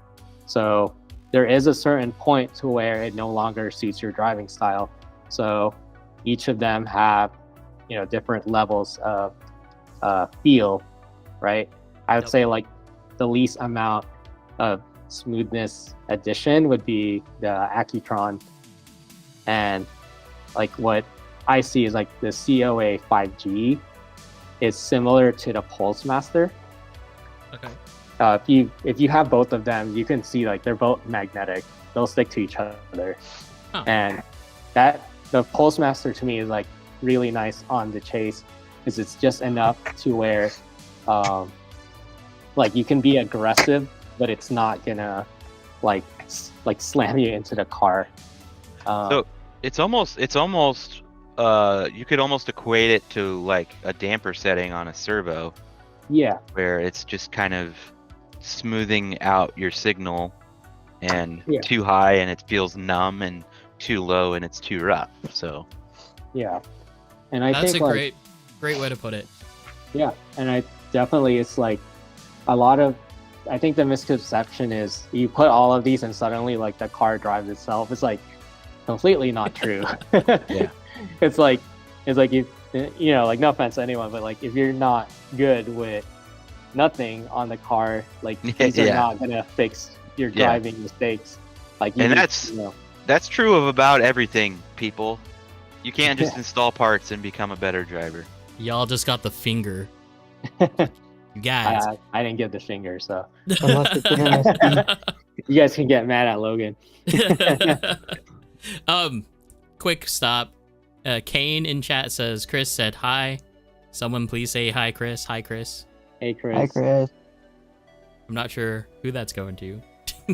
Yeah, that's Chris. He's one of the homies. They're all He's the shallow driver. Right now. Gotcha. Let's see. Mile High for audio nerds. It's gain reduction via gate. Okay. Sure, man. Cool. Yeah, I mean, I think totally. got that. Yeah, I think if you want to know more about capacitors, hit up Kevin. He's doing like his own private testing. Yeah, just read the research that he's doing. He posts all of it. Yeah. Like and, all of it. yeah. And like I just don't understand like why you would, or why someone could get mad at Kevin just for like testing stuff. Because like he's not forcing you to run it. He's just telling you. Literally just doing it and putting it on the internet. Yeah. That's it. Yeah. And it's like the same thing for me. It's like I'll put it out there, but I'm not telling you to buy it. It's like if you want to buy it, you go for it. But if you don't want to buy it, you don't need to. Here's the information. That's what the internet is for, believe it or not. Yeah. I will say that you are the reason why I bought Trace Vectors. And do you notice the difference? It depends where, right? Yeah. So in between the gyro and the servo is kind of like where I like it. But like you were saying, if it's between the ESC and the receiver, it makes my car feel totally like numb to me. Yeah. And the way that I equated it, like when I was first doing my review on it, was kind of like it made it feel numb, but at the same time, the feeling of numb is also could relate to being smooth as well, just being perceived. So it's all how you perceive it. it's all personal. It's all like whatever works for you. Yeah. So like at TD, I'm sure you guys have seen it, but like I posted the trace vector in my remote. I was about to ask that. So while we were at TDC, I believe Metal Garage had posted something about that. Yeah, RCDC. Yeah, so we tried it, and me and Kevin were both at TDC, of course. So I was like, Kevin, just try this out. He's like, I feel something, and like it was hard for us to confirm because it's not our main surface. It's super slick. I don't know, like, enough consistently. Yeah. It was posted on a sandwall. Yeah, I mean, it works pretty similar on a Potava. I believe they posted one on a Potava also. Do you still have one in your transmitter? Yeah. There's a few people that have been running it actually like way before, like RCDC, and like have just I'm sure they messaged me privately for a reason, so I'll just keep them out of it. But they're like, yeah, I've been doing this for a while.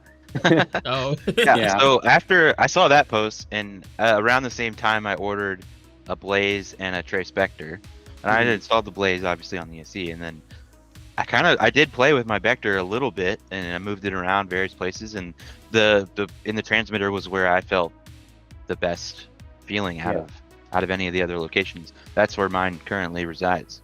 Yeah. David Chan posted the amount he runs. So the 2 Pulse Master and 2 COA 5G is a very popular setup in Japan.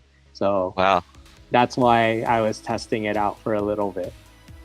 So I think the common occurrence, or like what we're used to seeing right now, or hearing about at least, is that going overseas, you're experiencing a lot less traction. Yeah. Just like overall, right? Yeah. From all the different tracks you went to. Yeah, except Rev Drift Arena, since they are the same key tile as Super G. But I know like the other track in Thailand, RC Cafe Club, has also just switched over to the same tile. So that should be good. So with the Worlds coming up, it seems like what we see out there a lot is like in the Southeast Asia is like a super high polish, kind of marbly tile almost. Yeah, so it's like what you would see in a mall. Yeah. It's super slick. So one of the things we experienced over there was the tires are kind of wearing like real cars. So all the grip is in the initial like few laps. Then after that it starts to taper off, which was like so when I first landed in Indonesia and we got on the track, I was like, I feel super slow, and I couldn't figure it out because the spec tire was LF3. So I brought my used Super G tires and randos, and because they were nice and smooth, like they weren't like sandpaper material at that point. Yeah. But I brought it there. I was like, this is weird. Like I feel so slow, and I'm like, why is everyone a lot quicker? And then I realized there's a line for tires. And that's when me, Miko, and Alfredo are like, I think we need to buy new tires. And sure enough, like we put new tires on, we're like, oh, our cars are fine. We just needed new tires. When you put were you guys, because we kind of do a thing out here where we like initially, like if we're putting on a fresh set of tires, our camber is set such a way that it's only running on the very edge of the tire. Is that something that they're doing, or are they more of like a flat contact patch? I didn't really look at what the camber is. I do know like a lot of cars it's more than -4 on the rear. Yeah. Just I don't know, like setup preference. I think like the highest I saw was like -8 in the rear, which is pretty crazy. But I mean the car worked, so yeah, that's it. Kind of the meta at our track is kind of like a 4 to 6 kind of area, and your car will be the fastest within like a lap after you put on new tires, and we're running like the very edge of the tire. Yeah. And I think it's the theory is with like a P being a pretty soft plastic that you can actually build more grip from like heat in the tire than surface area that way. I don't know. It seems to work. I'm not too up on the whole science side of it, but I mean, I think wonder the if heat that's- makes sense. Because I think that's why like our qualifying runs feel so different compared to our like practice runs, because practice we're building tire temp, and qualifying it's just right, you're out in the cold. Logan, did you freeze? Did we just drop Logan? Uh-oh. Oh. Oh no. Logan, if you can still hear us, maybe try to Hello? disconnect. Nope, there he is. There he is. Okay. I don't know. Am I the only one that dropped out there? Yes, you were. Very weird. So, Very I mean, strange. I guess that. So, from what I was told, right, back in the days of running DRCs, the reason why we were running so much high, like, negative camber, because, like, at Expo, the agreed upon camber for the rear was -6, just because it was so slick over there. And the idea behind it is, like, because the shoulder is so hard, you're putting more pressure on that shoulder, which therefore gives you traction. That makes sense. So Yeah, it's like, my understanding is just that, like, there's a balance between pressure and contact patch, and that, like, with a smaller contact patch, you'll build more heat, which is more beneficial than just more contact patch. And I definitely find that to be the case. Like, yeah, cars way fast as soon as you put tires on, and it just only gets slower.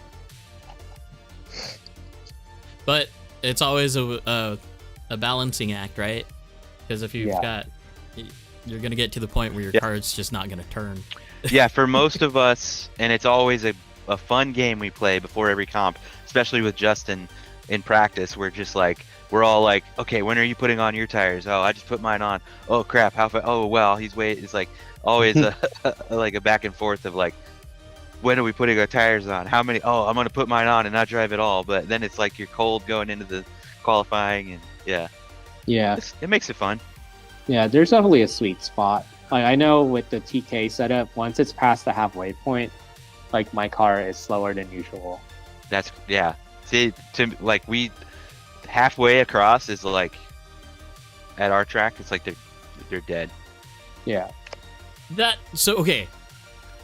That is because of how much crap is in the track. Like, Maybe. Yeah, I've learned that's important too.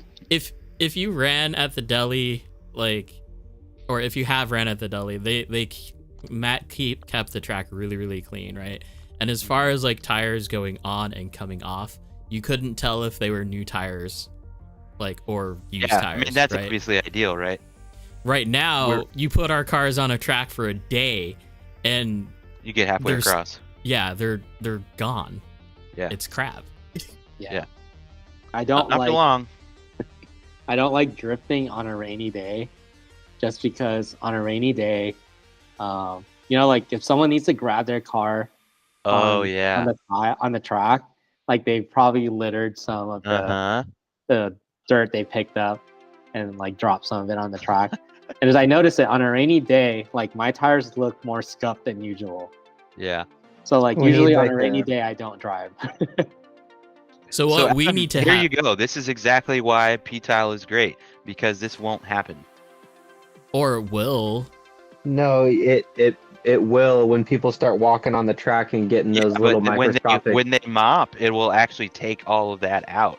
Versus now, where we have like wax and sealer on the surface. Once it's in there, it's in there. You can mop it all you want. It's staying. So my problem right now is the fact that we are not a drift specific store, right? Like, that is not the intent of PDX. Nope. The problem is that we do not have a drift specific person working at PDX, right? So there's no way that we're going to be able to, and this is why I asked you guys about the investment. It's like, are you sure you guys are wanting to do this big of an investment for a potential that the track is just going to get wasted? Yeah. Like, yeah. I'm not as worried about that anymore. I know once it goes in, Kevin really cares about us. It's very clear. And, I think he will have no issues like kind of improving the maintenance aspect of it. And also he made it what he decided to do is making it not really, it's no longer an investment from us. We're actually just getting our membership out of it, so it works out well. I have all faith in it all being good. So, which is why we need to also push for a RC forklift.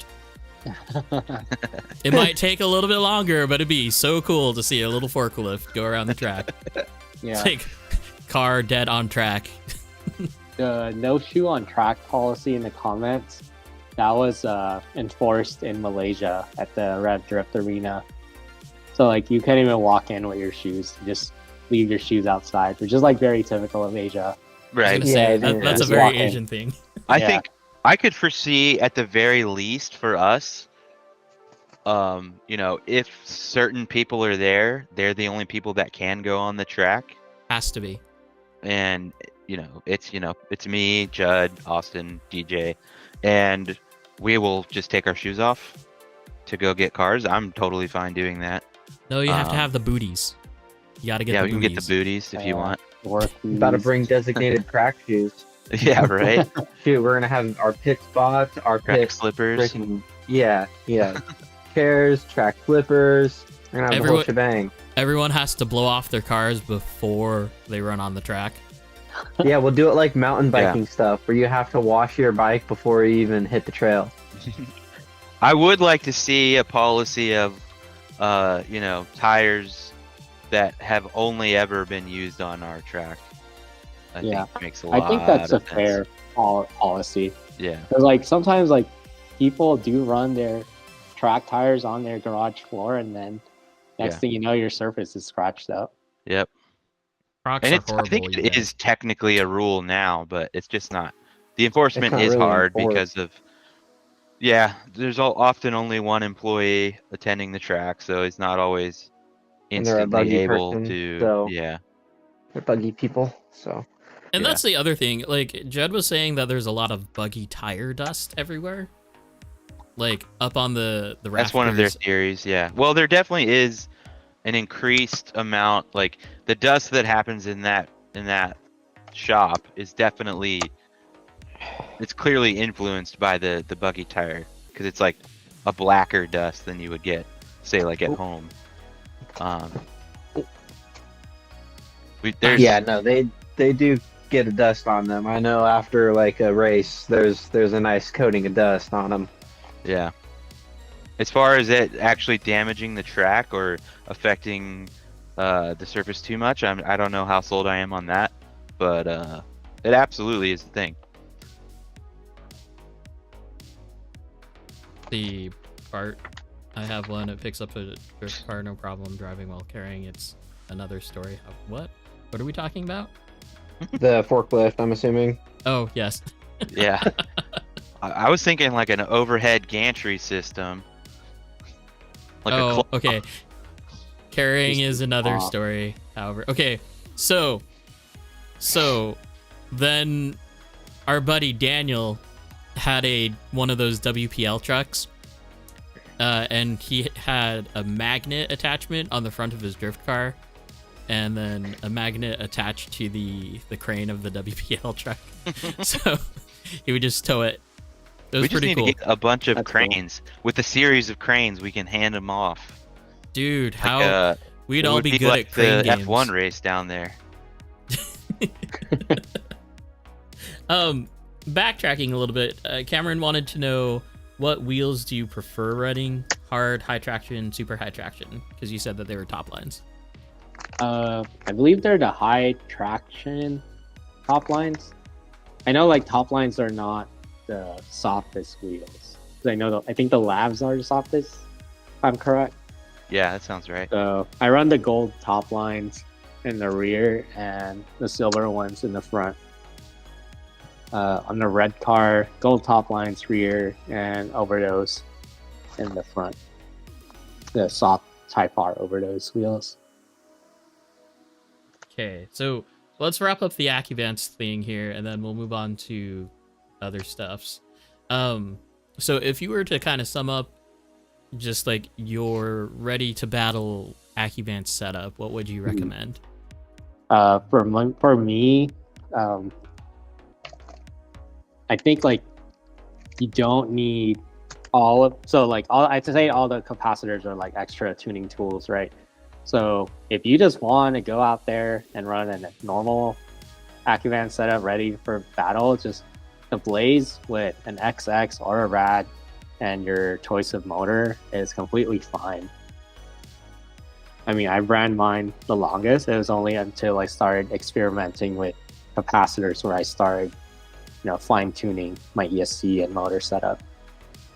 When did you feel that you like decided to go into that route of tuning?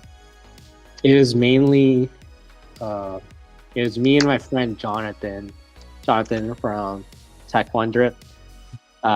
He was just like, I don't know what all these gizmos do, but I got him, and I was like, all right, I'm curious. It was around the launch of the Pulse Master. Okay. So I tried it out, and I was like, holy crap, like this is a big difference, because I'm noticing it's like I'm not having to adjust as much. Like the car feels better for my driving style. Gotcha. So that's when I started. I was like, okay, let's add this one, add another one, like see what works. And like I said earlier, it's like not every single one will work for you or even for me. So just got to find the perfect balance. Gotcha. Okay, so I touched bases on this question last week, kind of as a very last second type of thing. But and we were talking about it, Logan, in our little meeting for like how are we going to prevent track wear, I guess you could say. But RPM limits on tracks. Have you heard about that before, Vittorio? I think one of my friends visited Street Brake, and he said they try to drive with no turbo, just to prevent like from whatever the coating is from getting lifted up. But at least in California, I've not seen people set a RPM limit. I think that would be pretty hard to enforce too. Yep, and I thought I went down the rabbit hole of just like kind of thinking like what would be entailed, and so here's the problem, because what do we have that can actually read an RPM? General question. An Acuvance system. Well, you would have to have some kind of chronometer or whatever they're called.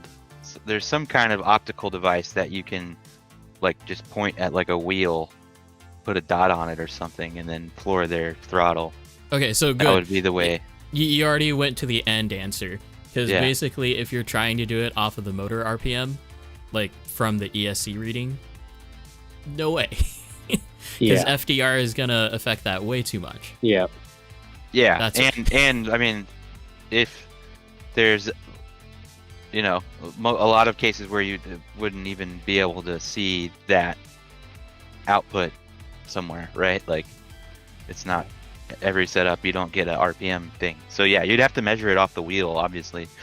And I don't know. I'll say it's probably like not worth chasing, just because usually like all the like top people are not sitting on their turbo or boost. You'll hear it. It's like a quick burst, just enough to like rotate the car and then catch it. So maybe like the rule is just like don't stand on your turbo.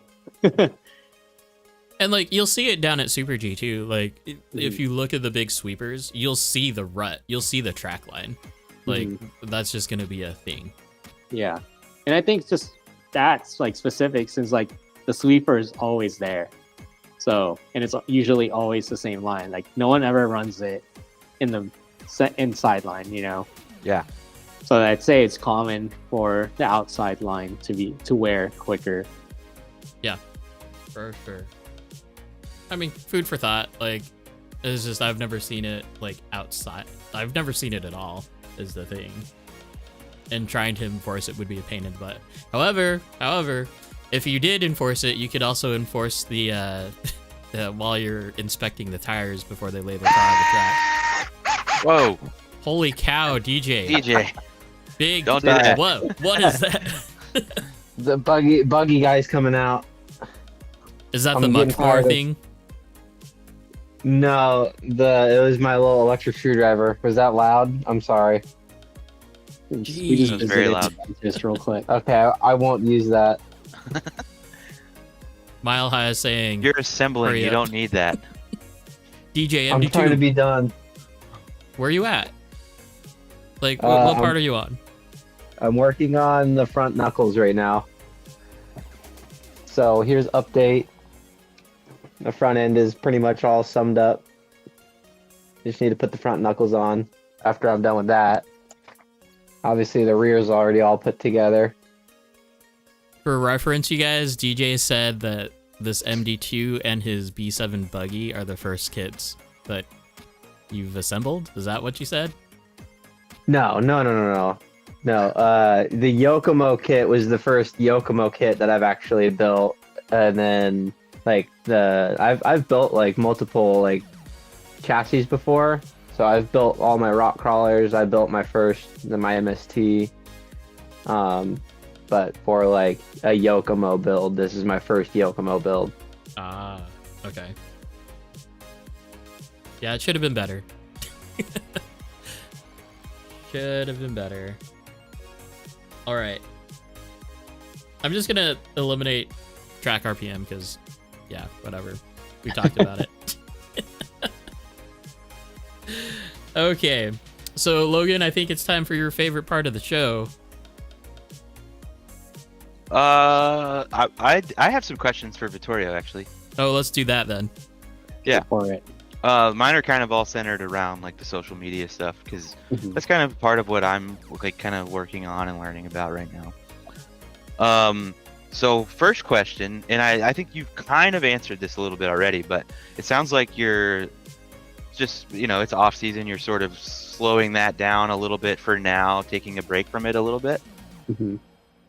So I mean, is that just out of, because I think you're even still taking a break is still like, it's a lot of, you're still posting pretty often. And do you find that it's just kind of hard to keep up such a high pace as far as producing content so much, or?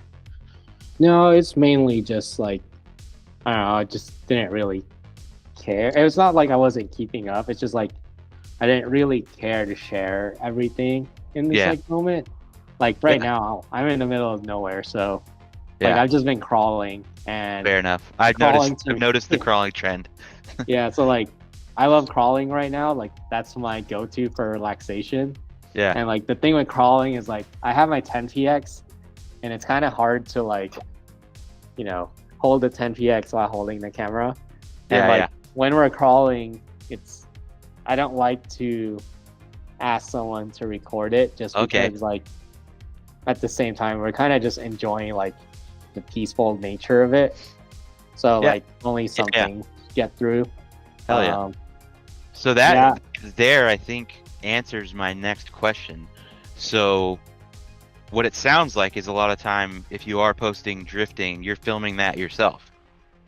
No, well, it depends. So like our trip to Rolling Garage, it was like a joint effort. Like while we were in the 5-hour drive, we're like, all right, we're not gonna leave Rolling Garage without capturing some content because, they had a cool tailgate track and we liked running it. So it's like it'd be cool if we all had footage.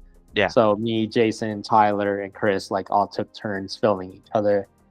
Like when it's me at Super G, it depends. Like usually Shane, Alex Kingsbury, or Chris would help me like film some stuff. So is that a case where you're just kind of like, hey, can you grab a couple laps real quick? Yeah, it's kind of just like, hey, can you shoot this and I'll shoot you. Because like I think for me it's more about like documenting the progress and like seeing like the different setups. So like you notice like a lot of my videos are from the same exact spot and like almost the same angle. That's on purpose because I put the footage side by side and I can see like where the difference of the tune that is cool. I like that. Yeah, I didn't know that. I mean, I kind of noticed the angle thing, but I like that. That's a nice little tip. Yeah.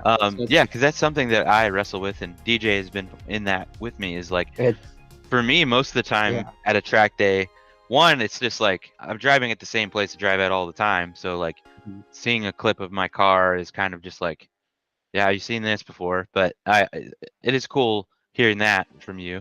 Mhm.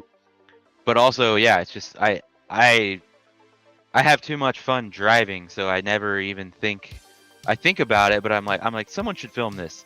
But Yeah. at no point do I want to like stop and ask someone to do it. Yeah. So You know like what I mean? usually those days for us are like the days where we're like, oh man, it was a good day because like Yeah. there's no footage from it. So then it's Yeah. just like, all right, we weren't distracted at all. We just had a good time.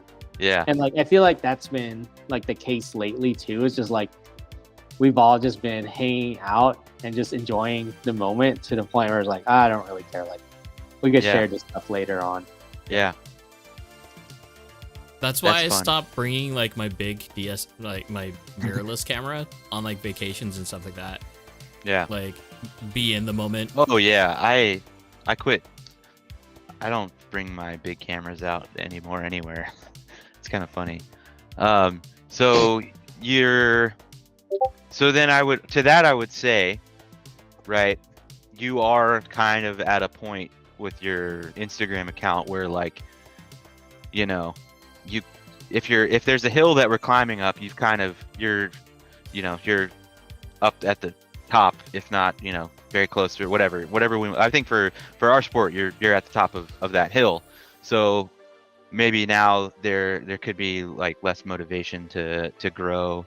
I mean, I'm sure obviously you still want to grow, but I'm just saying like Yeah. relative to when you were starting out, like you're not Mhm. really as concerned Yeah. with that anymore. Is that Honestly, accurate? Honestly, I kind of just like rode the wave the whole time. Mm-hmm. So like for a while, I sat at like 16,000, and then like I don't know, I was just posting whatever I felt like, and then it just started growing and growing. And like even when I like just stopped posting frequently, like I saw the numbers drop, but I was just like, it's okay. Like Yeah. it's not gonna hurt me because like for me, like this is another part of the hobby. It's like it's not my career. Like that's always something I always tell everyone is like RC drift and like this whole social media thing is not my career. Like Right. this is second, so or Mhm. third. Like it's not the most Yeah. important thing to me. Yeah. So as long as I'm enjoying it, I'm cool with that. I think it kind of touches on the magic of, everyone's trying to have like, okay, how do I, how do I make a post or content that's like gonna catch the wave or be viral or whatever it is. It's kind of like, in my experience from what I've seen, there are certain tricks here and there you can do, but like Mm. you seem to have a very just kind of whatever happens here. This is what happened today. Yeah. This is what I'm trying, and it just kind of works. Yeah, for me, like I think that's what's bringing people like to keep watching. So like earlier we talked about like my ESC tune video. Yeah. So like for me hearing that from someone in the US, like okay, that's cool. Like I'm glad I could help you. But like being overseas like in Asia and for Mhm. someone to be like, "Hey, I appreciated that video you posted explaining the ESC." That's when I was like, "Okay, yeah, like I'm getting to, like I like sharing the knowledge." So for me, like that was a nice, like a nice thing to hear from someone. Yeah. When did it actually sink in that like people coming up to you and being like, "Hey, thanks," like actually in person? Because that happened to me at SDC. Like, Yeah. "Hey, you don't know me, but thanks." Like, well, Yeah, so I say like SDC, like the first couple days, like like as people were flying in and like talking to me, I got like super anxious because I was like I don't know this person. It's like, am I supposed to know you? But Right. like people are introducing you. But one of the moments here in the US where I was like, okay, there is a following here because I went to get poke at a restaurant near my work, and someone said congratulations. I was like, what? And then And he's like, "Oh, I saw on your Instagram that you won the comp the other night," and I was like, I would have never expected you to watch that, but thank you. That's awesome. But the main one was like the Asia trip with Kevin. It was just like every country is. It was weird to just people, not everyone, but like just someone to know you. Like Yeah. when we were in Thailand at M Speed, which is like kind of far from the city. I want to say we were in the car for like 2.5 hours Wow. going there. At first it was just me, Kevin, and the crew, and we were like just driving, and then like cars started pulling up, and the owner comes, and there's a language barrier, but basically they're like, hey, they want to take a picture with you, and and like I was asked to sign like a few bodies, and I was like, okay, like. And the whole time I was just like, Kevin. I was like, I'm just a normal person, like. So it was very weird. Yeah. So, I mean, but then, yeah, Kevin just like, you gotta let it sink in, man. Like, you have a following. you have a huge following. I mean, you have. It's more than a lot of people that you, and it's kind of shocking. But Just say the number again. It's Logan. incredible. We don't. It's not important. It's just a number. Yeah, It's just a very large number. yeah. Like, I don't know. It used to be like because I see like all the insights at work, and then I try to, try to experiment on my own page, and I definitely see like my reach right now is at 2.1 million, which is That's insane. kind of insane, and like I totally like understand it. Someone's like, "Oh, you paid for your followers," and it's just like, dude, you think I would spend money on this? It's like, if I don't have any gain from it, like, why would I spend money on it? But So so I also I technically do this professionally for my company, right? The Instagram part. I do a million other things too, but I'm not very good at it.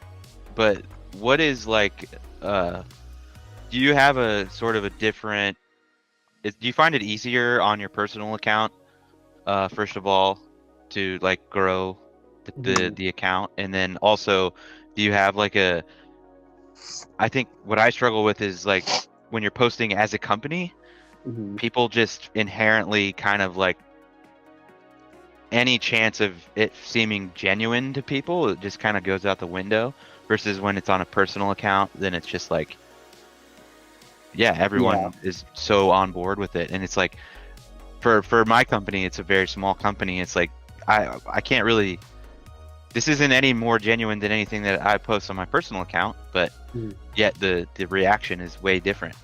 So Instagram and Facebook this happened a couple of years ago, but basically they put out a statement that they want the feed to look more personal and less business oriented. So if you are a business, you will need to spend some ad money to get it out, and you'll need to target like the right audience for that. So that's kind of like what we've been seeing at work, because like 3 years ago, like any post, like it was, like you're already in the algorithm and you're in the right niche. So like it was simple, but now it's like they don't want to broadcast every single business out there. So like unless you're a favorite business by someone, you're not gonna see it as much. Okay, interesting. So like, as a civilian user of Facebook, it's shocking to me that they're telling people that they don't want it to look covered in ads because it's covered in ads. But well, see, that's the thing, is like they want the business to spend money. Yeah, they're like that, right? We don't want it to look businessy, aka we want more money. Yeah, I guess you could see it that way. Checkered Pass or Chris in chat basically I think covers it pretty well. Corporate paid shill versus Joe Random, which the Joe Random in this case represents a popular social figure. So it's one person, but like there's a lot of companies out there that are one person, and you could take I I don't even want to name anyone just because at whatever. There's a lot of companies out there that are just a dude, and he could have way more success on his personal account than on a account that is a business account, just because of how that all works. I think Casey Neistat's a good example of that. Right. Yeah. Yeah. Yeah. Exactly. Right. Like it is a business, but he just passes it off as a dude, right? Yeah. Like one of my popular or like favorite things to look at is I don't even have their phone, but the brand is called Nothing. And if you watch like their YouTube videos, they're completely transparent, and it's super cool that like it's the CEO CEO making the videos with, you know, like he's a part of the videos.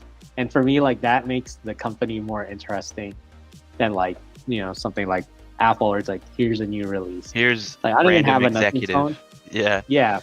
Like I have a Nothing phone, but I want to learn more. Yeah. And I keep up with it.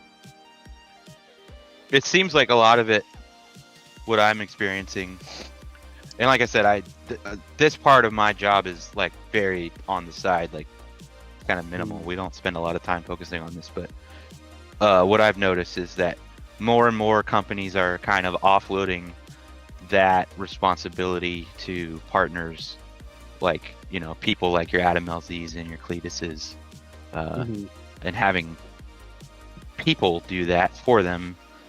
Yeah. Even though it's the same thing, it's like I said, it's a person, and people are more inclined to support that. Yeah, I think though it's like, you know, your product still has to be good. Yeah, of course, it always has to be good. Yeah, your product or service always has to be good. Otherwise, like you spending on an influencer is not going to do. No, yeah.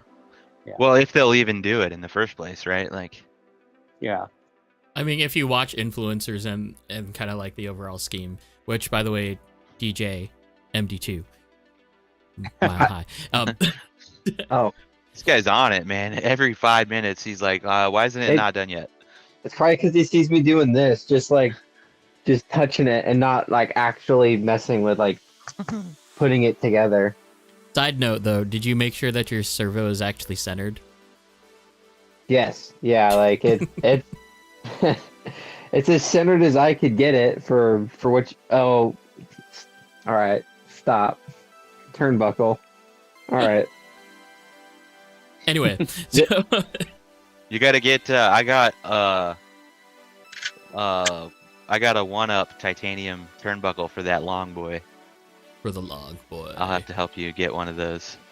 So back. Tie everything. Help me get titanium stuff, man. Back at to our current topic, which is kind of funny. We're switching this from a drift to a starter of social media. No. But it's just highly relevant because we don't often have guests that have that many followers. It is, and like if you actually look at those big YouTubers, like they've made it big on YouTube. They've either continued their, like Adam LZ went into Formula D, right? Yeah. Cletus is big into like all of that. But the important part of all of their business models is that they have swag. Yep. Like all of it behind it is like their purchasing power or their buying power from customers. Yeah. And maybe that's not necessarily our goal, but you know, I mean, there's a lot of people in our sport that are, you know, have similar goals of like, you know, trying to advance their competitive skills and, you know, go to Super G and do well and attract sponsors. And I think a huge part of that is, you know, your Instagram account. It makes it a lot easier for these companies to support you. So yeah, I think it's good to talk about. Especially with a product, like if it is just like a hat or a shirt, then it's a product that doesn't even cost near as much as what the product that they actually make is. Like, I bet you if Vittorio started wearing like just a specialized Acuvance hat that was for sale, it would sell. Oh yeah. It would guarantee sell. 1,000%. And that revenue right there is so much more beneficial over the electronics that they would sell. Yeah, the margin is crazy. Okay, so this isn't a financial startup career stream. Yeah, we can move on. Okay. Let's go to that. Actually, let's go to product watch. Let's start off there because I want to show Yeah. the I have addiction thing. some exciting product watch news too. Do you? I do. Okay. So, is it in the product watch? It's not. Okay. Well, you can do This that. is exclusive. I'm gonna throw this. Oh, farther left. Where is my mouse? There it is. So these are the addiction spy shots, allegedly spy shots. Leaked spy shots from the Yeah. company that made them. So from what I can tell, it's a FRD with what do you crawler guys call it? A ladder chassis, or I don't know what the frame rails. I Like call a that as frame rails? frame I or call that a something. mile high chassis. Yeah, right. Mile High did it first. Twin frame, as he calls it. So I'm He's getting probably the only guy that would know, other than the crawler guys. right. But the vibes that I'm getting is very like what Mile High was showing, almost to that point. Although There's this a whole lot street- of there's a lot of links and stuff. It's kind of crazy. right. He's The steering looks like it comes right from an FRD, like Wrap Up Next FRD, kind of. Because it has to go around the motor, yeah. Hmm. But it's interesting. Like Yeah. I don't know. I don't think this would be the competitive car by any means. And it's No, not I think this legal. will be a scale build for sure. Actually, this car would be identified as legal because it has independent rear suspension. Hmm. yeah, That's all you it looks really like it has need, a right? smaller motor too. Oh, is it running? Okay. I think it's like a smaller can compared to the Yeah. servo size. Right. So going back to this undercarriage, so this is basically it looks like the D-like multi-link suspension, just as part of it. But yeah, this car would be considered legal in competition realm. Yeah. That question gets brought up a lot. Why isn't the fantasy? Why isn't the David 380 motor confirmed? Right on. Yeah, that looks. I mean, yeah, that looks like it. Anyways. Yeah, I saw a thread about the whole IFS or IFR kind of thing, IRS. I don't know. I don't know why that's a rule. I'm not So smart enough. it's just because of touring car rules. That's where they derived from. That's it. That Yeah. is completely it.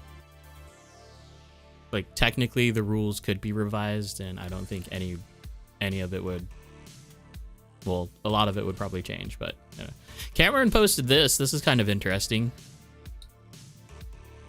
And I think the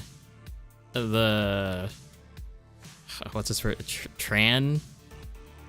He's the guy that posts. No, it's not the DES brand name, or is it the DES? Anyways, he posts some crazy stuff. But I don't think this is him. This is some other guy doing magnetic suspension.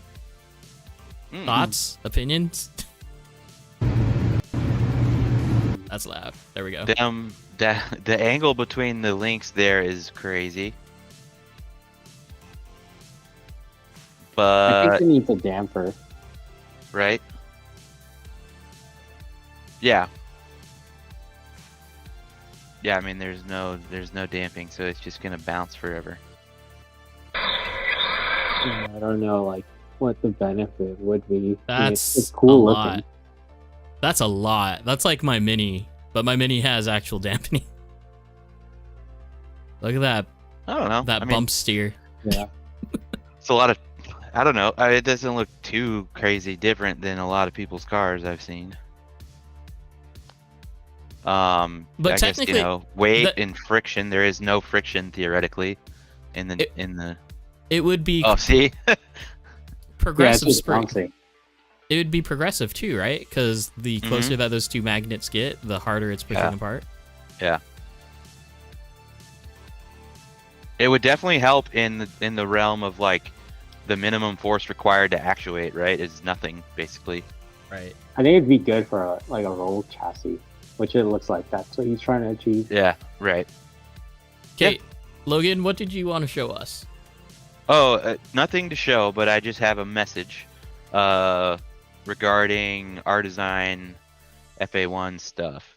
Those have landed at, I'll call it our design HQ. Ramiz is very busy, so they're still in the boxes, but those should be, he's gonna do a final like kind of QC on all that stuff and start getting them out the door. So if you pre-ordered FA1 from our design, get ready. And it's all by himself, right? Like he doesn't have a team. It's just He him. is our design. Just Which, him. speaking of which, And he just had a baby like 2 weeks ago. speaking of it, which he will be. Oh, don't need that. When are we having him on the stream? It's on the calendar. Like March 3rd or 4th, whatever the Saturday is. I mean, it's always on a Saturday. Yeah, whatever that first Saturday in March is. March 2nd is when that'll be going down. So if you're interested, watch that stream. Okay. So let's get to that whole roast my rig thing. The thing that Logan does best, because I suck at roasting people.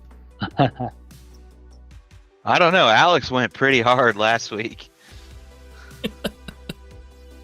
All right. So here we've got Mile High's Shark. I'm curious about what these oh, you know what? I don't know what these, I don't need to know what those are. Actually, maybe I do. He has brass standoffs on the rear shock tower. I'm kind of thinking that he had his shocks in front at one point, but that wouldn't make sense because of the spur gear. Mile High, what are you thinking? Just weights, or Did he just need a nut? Or it could just that's be what it weight. is. Oh yeah, because he's running his shocks upside down. That could be it. Is it upside? I can't see it. Yeah, they're upside down. Yeah, it might just be a nut. Just want to use his nuts. Okay. Yeah, racing super cap. Yeah, you could use the MST balls to mount it upside down too. Yeah. Yep. And then you could just screw the ball or the hex in. The only people that I've seen for that, well, actually,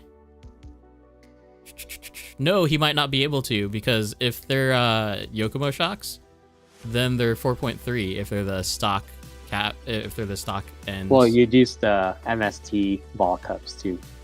Oh, I mean, okay, Yeah, fine. that's what I have on mine. But going back to it, bumper? bumper. Bumper? Oh, Come on. It looks the pink gear. Some The what? crazy pinion gear. Oh, that's a pinion. yeah. That threw me off. I run nylon in 48 pitch. I run nylon pinions. There's no real gain to it. Like that's big boy racer, like big boy buggy guy stuff. Ooh, this is a good question for Vittorio. What ball ends or ball cups do you use on your steering on your Shark? Do you use like the 90, the 45, or straight? I'm using the 45. Okay. You A lot want of our 45. guys are running the 90s. 45 on the outside hole. So, yeah, people saw. I think people saw Alfredo's picture of the Shark that he's selling, Mhm. and it had the 90s, and it literally has full lock, all of the lock. Mhm. It's crazy. Although I do have it set up on my Yogi right now, so we'll give that a whirl. I do think that it's too much steering though. Like, you get so bent up on like, oh, my car has super lock, but then it just slows you down because you can't maintain the corner. Yeah, I think, you can train yourself around that, but... And believe me, I'm all for that route. It's just not very many people do that. It'll save you. Vittorio, do you run like a high, like is the maximize, do you maximize your steering angle basically, or do you stop it quite a bit before? I try to maximize it. Yeah. I think it just kind of saves you sometimes. Yeah, I mean, I just go to the point where it doesn't rub on anything. Mm-hmm. Oh, are you a caster boy or a low caster boy? My caster is at 8 degrees, so I don't know where you would put that. It's probably low. I would say a little bit higher than most. Like 6 to 8 is kind of like your stock Yokomo setting. Yeah. And I mean, like, I'm seeing people in like the 14s. Jeez. Well, it's like Elliot's camber. Let's see here. I don't like the double back wires for the motor. Double back wires? Like the way the ESC wires back. go, they're very long, and then double Maybe back. He just on didn't want to themselves. cut his wires. Yeah. Leaves it I'm open. a cut guy. Although I kind of regret cutting them because I had to redo them, and that was awful. Oh, did you have to resolder the full wire? Yeah. There goes your Acuvance warranty. Yeah, whatever. I don't recommend that for anybody. It sucks. It's really hard to get those things off. He said NGE front lower arms. That's an interesting move. Okay. What is this other picture that he has? Oh, I also noticed that on your Shark, you're running the actual Shark shock tower. On my Shark? Yeah. Yeah. Is it okay? Like, is it fine? Yeah. I mean, I've had no issues. It has 3 different height settings. Okay. Yeah, it was a part of just like making sure they all match. Gotcha. And final picture. Alright, I'm assuming those are display tires. Okay, I'm too new to this to be ripping on tires. I was mad about the tires from the get-go. I mean, they like Wrap Up Next legitimately makes display tires now. Yeah, I don't know if they were just for the photos. So, like, But I don't know. having met, I don't know. Mile High might just be running those. They do look. They've not been used, so Yeah, he's definitely a big scale guy. I don't know about those super long brass spacers in the back. So I wonder if that was from an ESC mount. Right. Buzz Brake Drift Stars is what they are. The new replacement for the Velino 08Cs. Yeah. Okay. Moving on.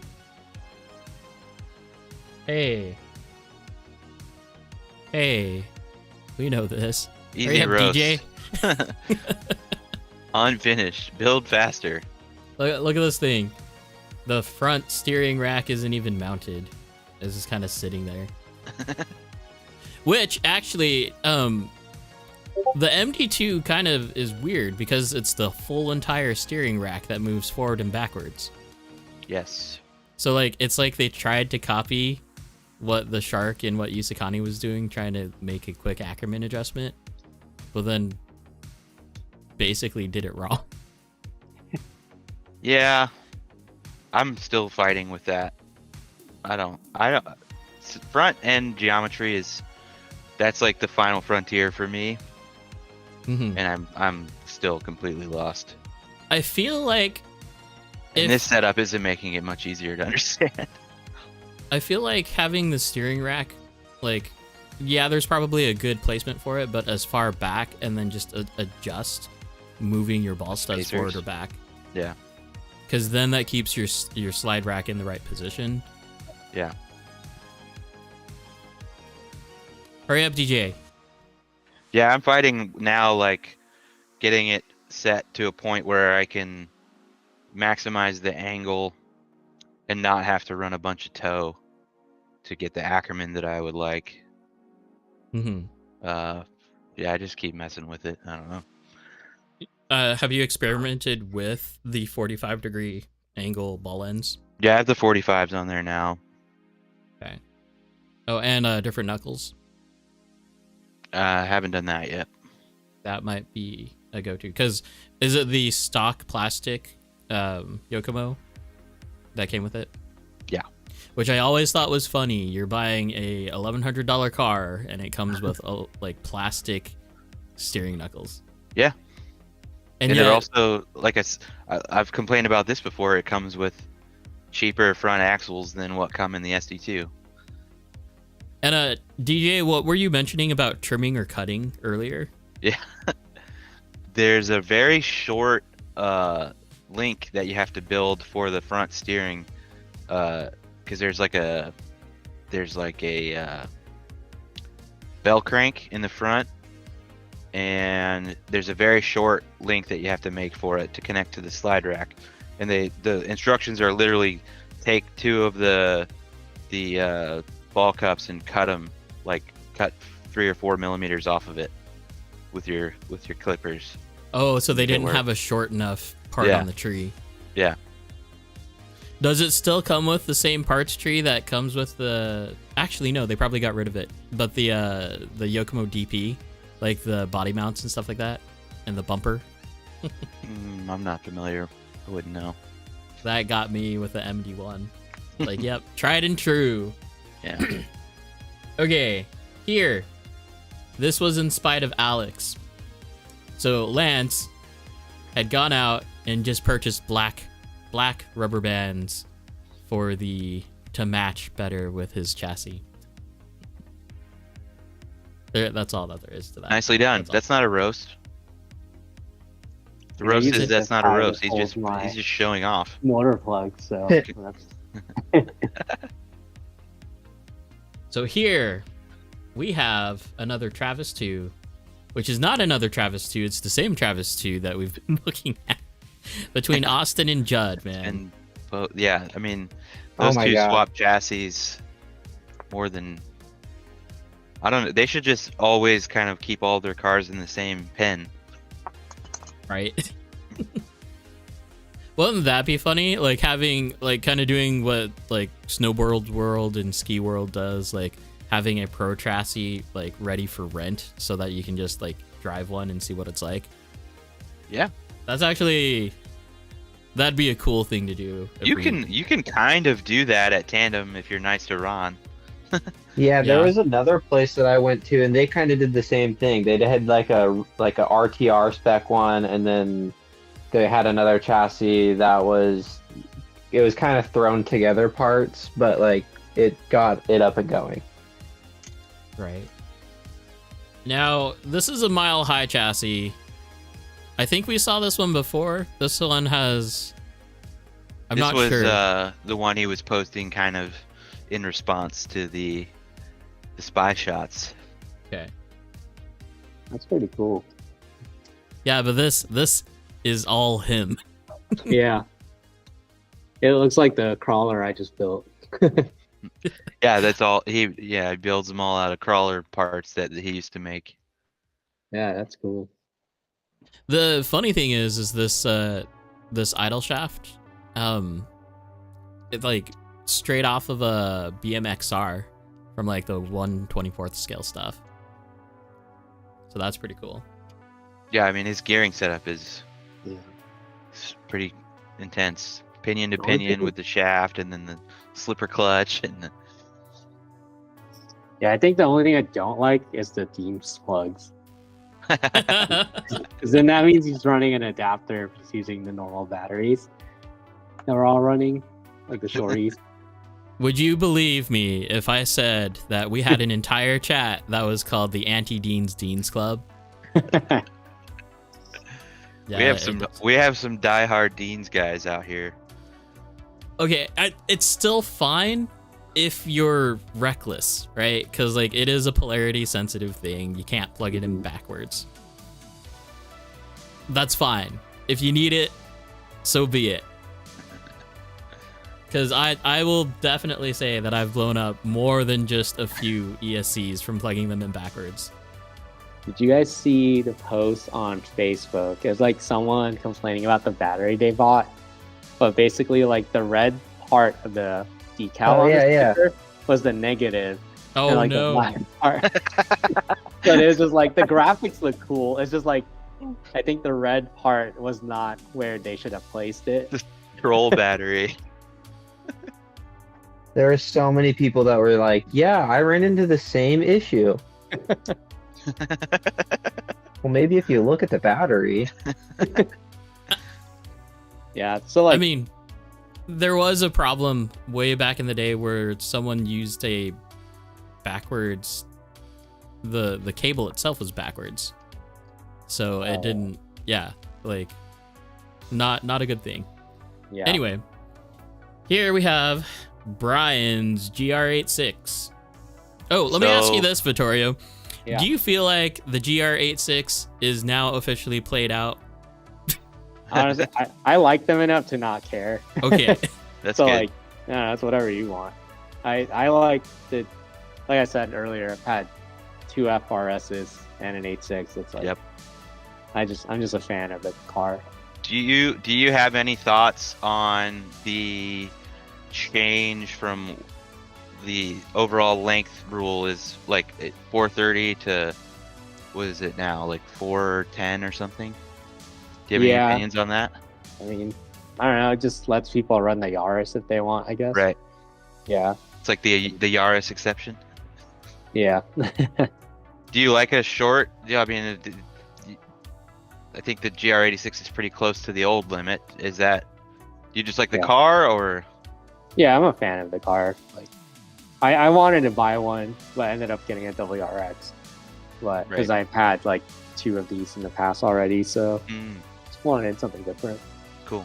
But yeah, the Addiction GR86 was like exact to the rule. Yeah.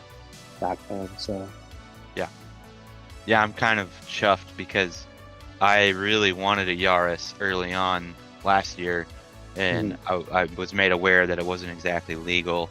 So I ended up with the body that I run now, which is right on 430, the Mhm. E36 Ti, and then they changed the rule, and I was like, I would have got the Yaris, but okay. yeah, I mean, you could still swap. Yeah. Yeah, Well, I yeah. was playing with my Yaris. It's like, yeah, it's shorter, but also like when you look at the aerodynamics of that thing, it's a brick. It is a giant brick. It's especially like it's extra brick because it's like being forced onto a standard kind of wheelbase, so the proportion is it's like It's way tall. bigger than it looks in real life Yeah. Now, compared to other cars. way back we when gotta go back. We gotta Adam. Hold on. We can't just go past Brian's first picture, okay? Okay. He needs. Okay, so Brian, Jose, you can buy a thing at any store. It's called a microfiber cloth. Take some Windex or anything like that. All you got to do is spray it on there a little bit, and you can wipe it all over the whole car, and you can clean it. And then you won't have fingerprints and everything all over all your plastic. It's pretty easy. Wash your car, man. So Logan, you're gonna roast me for this. I never clean my cars. I don't either. I think I- maybe sometime, like I don't know. I don't really. I blow them off, but Yeah, I probably do that like once every 3 weeks. this is to the point. I don't know. That windshield Yeah. is like that. Just looks grimy. Maybe I that's couldn't- why I couldn't I stand that. maybe that's why I tint all my cars. Because you don't see any of that. But tips and tricks. Take your body off when you're transporting your body. Putting it in your pit bag will lead to premature scuffing that you'll never ever want. Yeah. You can Guaranteed. put a microfiber on top too. So I don't know if you've seen my box setup, Adam, too closely, but I have like I store my car sideways with the body on it, and it has the lower box has a big divider, and then I bought like a very microfibery kind of headliner material, and I coated what is basically my pit board has that on one side of it. It seems to be working pretty well. There you go. Cow RC has some great shine. They've definitely been in the game for a really long time, that's for sure. So, another picture of Jose's Midnight Shark. So let's just re-emphasize the soldering here. Hey, I'll say this: he's getting a little better. He's getting a little better. I can see he's investing in himself a little bit more. I'm proud of him. No. No? Oh, no. What, Jose? What are you doing? Your arms are backwards, sir. He's going for the excessive caster route. Oh my goodness. Actually, I mean, that could be very dependent on how many spacers that you run. You could just eliminate the red spacer that's in front of behind the silver spacer and then flip the arm and you'd still get the same effect. Just saying. I'm sorry, Jose. I tried to at least give you something positive. And Wait, what's Adam wasn't having it. His upper arms. You did not read the instructions. Maximum caster. Yeah. but like I'm saying, like he has some 3 or 4 mil like spacer between like behind the original spacer. Yeah. So yeah. DJ MD 2.0, hurry up. I think it's safe to say there are more RDX conversions, like the chassis, than like Shark or YD2 conversions. Debatable. But you're I don't know. probably not wrong. I feel like there's a new RDX conversion like every week. Oh, I know, right? There's a lot of gray areas too with the YD2. There's like whole cars that you can buy without buying a YD2 now. Well, okay. So based off of that though, is a Shark a YD2? Because they use the same holes, right? Yeah, I think for me it know. kind of is. I don't know. I mean, I think very different. I think it's moved away from that way, like the complete chassis being available now. Because like the transmission is not YD2, the steering's not YD2. It's like the holes are. I don't know. Yeah. It's kind of like when people tell me, it's like, oh, I have an RDX, and then I look at it and it's like, you have a Shark transmission and a Shark steering. It's like, is it still an RDX? Right. Yeah. I mean, that's what Justin's driving. It's a Shark on a Kansai chassis. Yeah. Okay, what is this? This is coming from Chris_PRs00. YD2S platform. YD2S plus platform. But with the Z transmission? Hold on. Or is it an E? Oh. It is I don't know what it is. Is that a ZX flip or a RX transmission flip? It's either an RX or an E transmission. It's an RX transmission flipped. That would explain the idler gear. Yeah. Okay. I wonder when he did this. Because, like, this could have been done... Well, RX... Or, yeah. No, RR came out a long time ago. So this could have predated the Z by quite a few. Quite a bit. Okay. Ooh, I like this idea. And some of the like body mounts will do this, but his magnets are like deep in the cup, so there's no chance of you just like missing. Like it's gonna be aligned no matter how you do it, unless you sucked at your initial alignment. But we've got a Amazon special servo here. I think I see that. AOC. Never heard of her. Is it made by AGF? Probably. It looks like it has that two-tone. It's the Rev D front bumper, yay. Plastic rear arms, Yokomo arms, which are fine. Oh, went too far.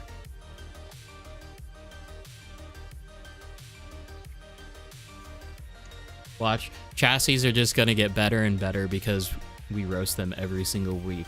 Yeah, we're influencing the whole industry on these streams.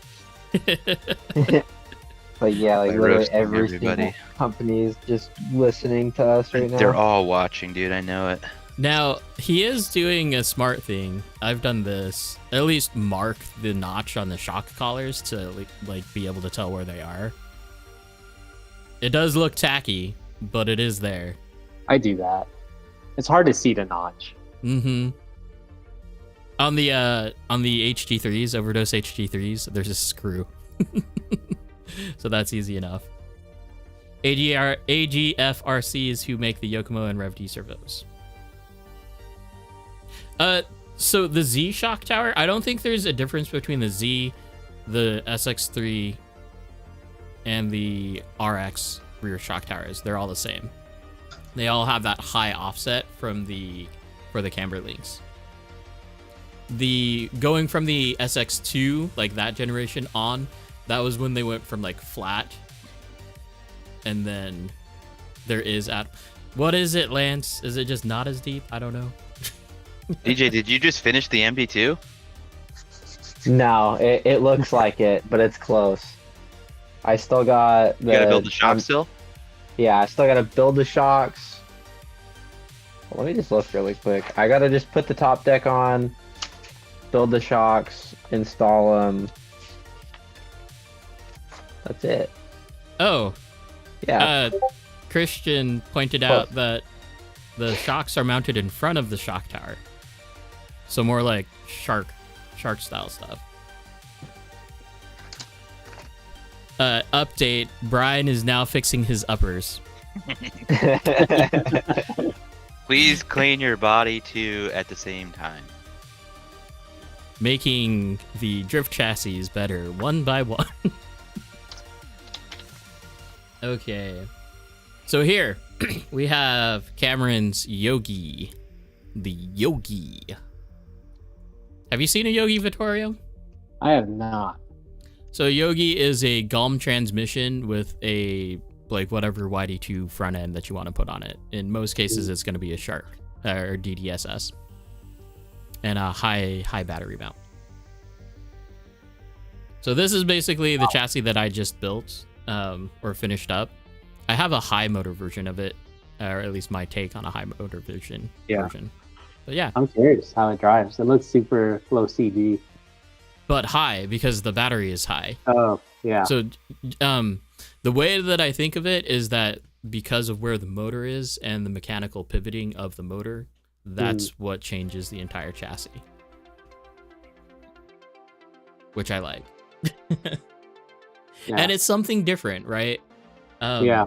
It's super clean too. Is it using side braces to stiffen it, or is it? Yeah, so it is side braces, and I don't know what's up with Cameron's camera, but his phone always takes pictures like this. He has So Cameron moisture in his lens. like- Get a new phone. And it's just like a basic iPhone, but I didn't think that they sucked this much. I'm looking at some white wheels and a black hole, and a little bit of purple.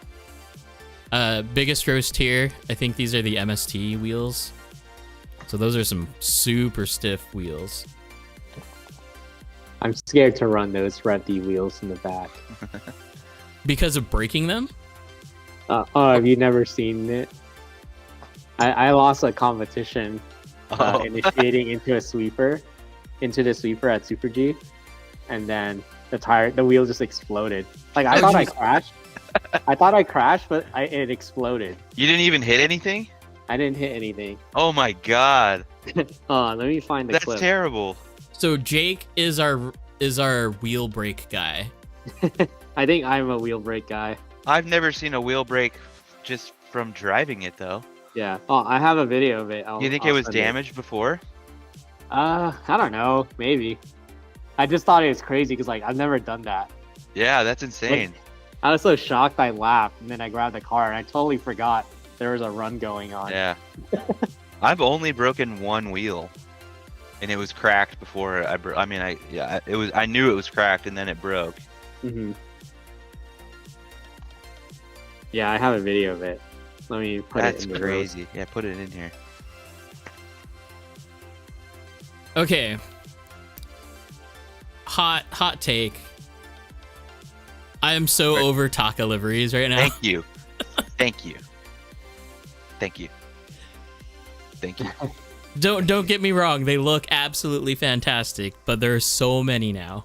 Like anything that, looks really cool, it just gets played out, and I think we're there. Hey, is it still time for me to return mine? I haven't opened mine yet. Well, I mean, like I said, they're cool, right? They look good and they're die cut, so you don't have to do any of the cutting. So you just stick them on.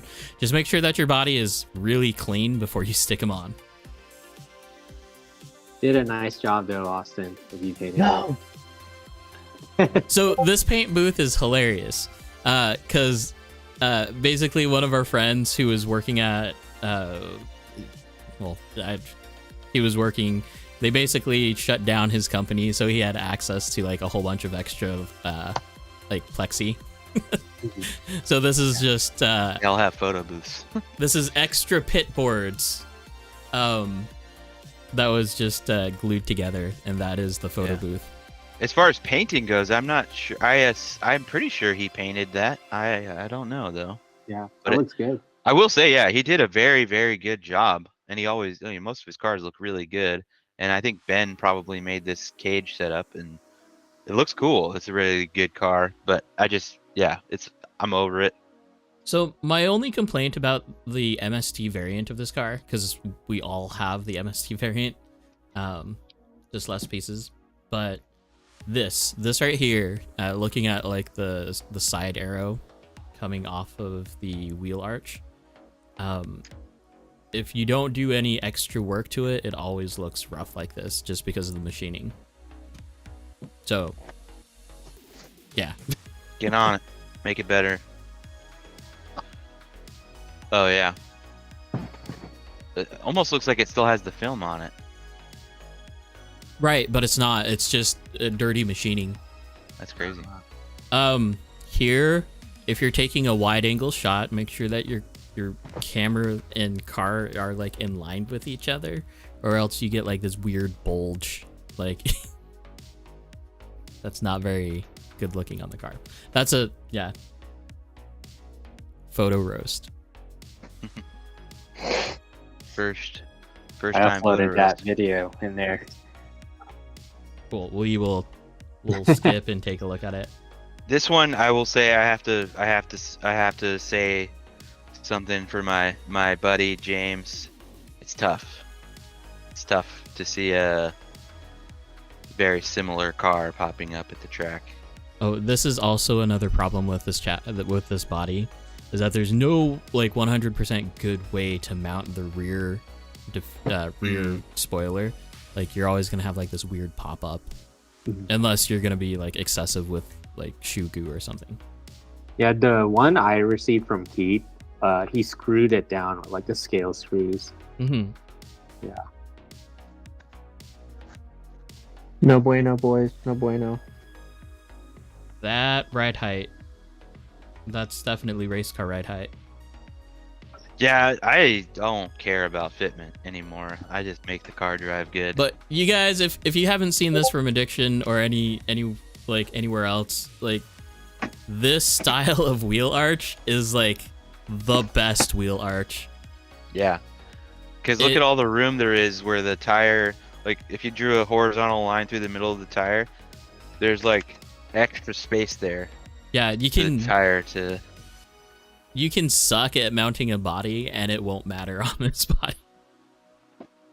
Yeah. It has brass standoffs up front Yeah. though. On my car, I was trying to like tuck under the front fenders, but just couldn't. I couldn't tune it right like that, so now it's full race car pokey. Vittorio, where did you post the video? It's in the roast. In the roast. Okay. Let me see. What track is this? It's at Super G. About Okay, like it just 2 years looks so ago. different. Yeah. Hold on. Let me see if I can share it appropriately.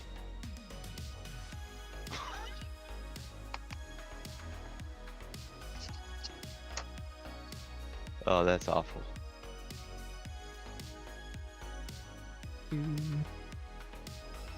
Windows share.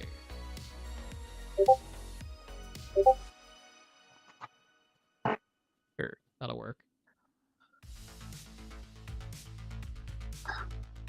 This is what gets me every single time. Just This was when, so you were with, you were on D-Style at this time. Yeah.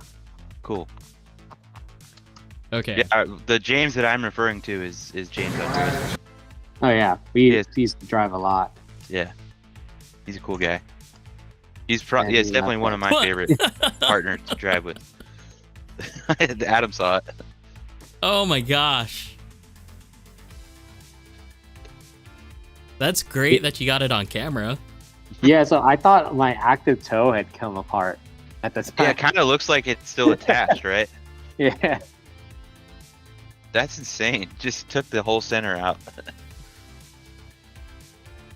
Oh, why isn't it playing again? Come on. Not again, bro. I don't like this. Yeah, it kind of looks like just one of the links broke off, but then it's just nope. The wheel is like, nah, I'm good. Yeah. Was not expecting that. I know it's off center. Deal with it. That's crazy. I know, it's like such a scale damage. Right? Oh, that's. The only time I see stuff like that in RC is when someone doesn't do their nut right, but Yeah. that's I'm pretty sure crazy. it took some damage, probably from like a Yeah, collision. it's probably cracked before and then just gave up. Yeah. Now the funny thing is that that's not the first time. And honestly, a wheel breaking is one thing, right? Like, okay, it's plastic. People breaking their motor shafts. Oh my gosh! Like, Oh, that yeah. and And it's so common for us. not just like incinerating the rotor itself, right? From high RPMs. We're talking about the shaft actually shearing off. And Yeah. that to me is absolutely crazy. We've had what, 3 or 4 I mean, Kenny's done it twice. twice. I think so, yeah. And then there's Jake has done it once. Jake did it. I think Elliot's probably done it. And I think they were all Yokomo motors. Not that they're bad, Yeah. it's just I don't they know. seem more problematic. It's not ideal. Okay, where are we going? We are Yeah, going to just for that to Skyburst. happen at that moment in a run is crazy. Now I'm gonna like X-ray my wheels before every round. Mile High, who You keeps make me breaking want motor to buy brand shafts. new ones. That's wild unless it is the D10 motor, which is known to have the issue. I think Kenny did have a D10 motor that did that. Yep, he had two. And then he Oh yeah, learned. Jose did it too. Brian did it too. Oh, yeah, the OMG Epic. I've done it once, but it's because I was driving it dumb. Like I was like full boost and brake, then full boost and brake, like making the car hop, and then it was Yeah. like, well, Yeah. Oh yeah, Mitch did it too. Oh yeah, that's why he's running my other Yokomo motor. Mile High, in 20 years of the hobby, I've broke 2 motor shafts. There you go. I've Yeah, not I'm blown an surprised it ESP happens yet, at our though. track because we have like pretty low. I felt like we had pretty low grip, so I was like, "How?" But people done it.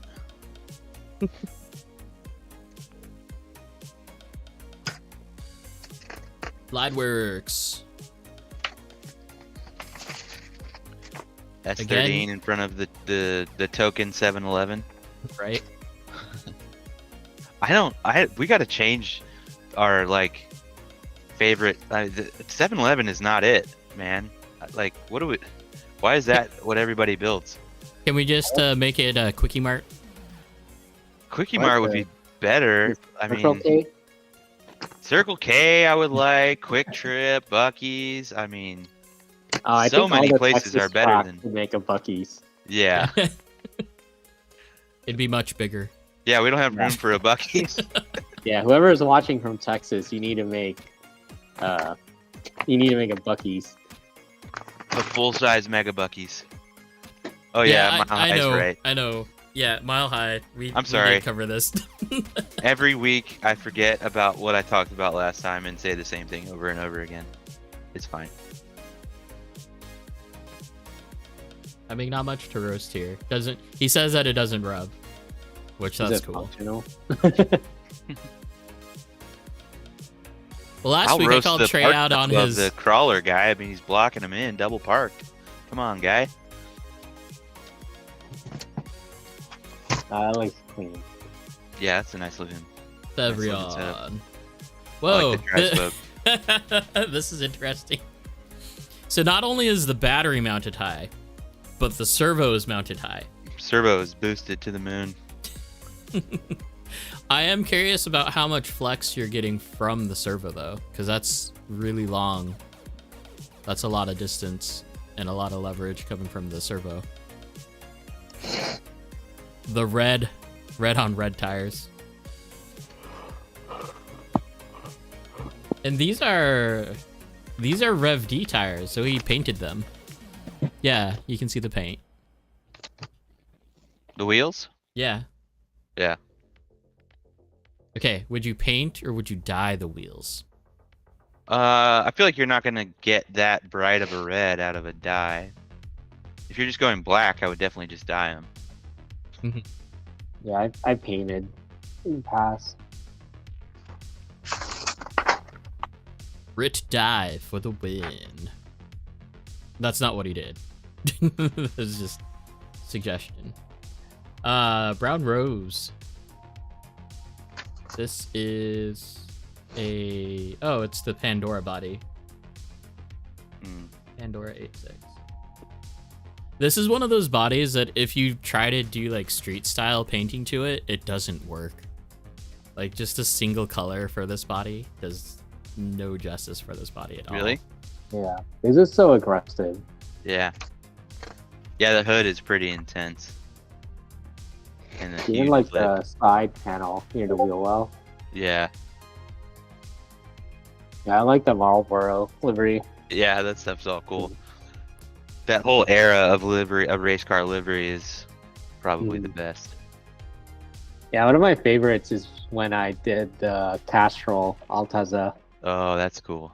That was just like a childhood thing. Yeah, of course. Gran Turismo. Matt, Yeah, It's Gran Turismo rally saying- cars, dude. that the servo doesn't flex that much. So cool. Smoking's bad. Wait, smoking's bad. Okay. Okay. Okay. You do the barcode Marlboro livery. So it's not promoting Marlboro, but it is. Like the Ferraris. Yeah.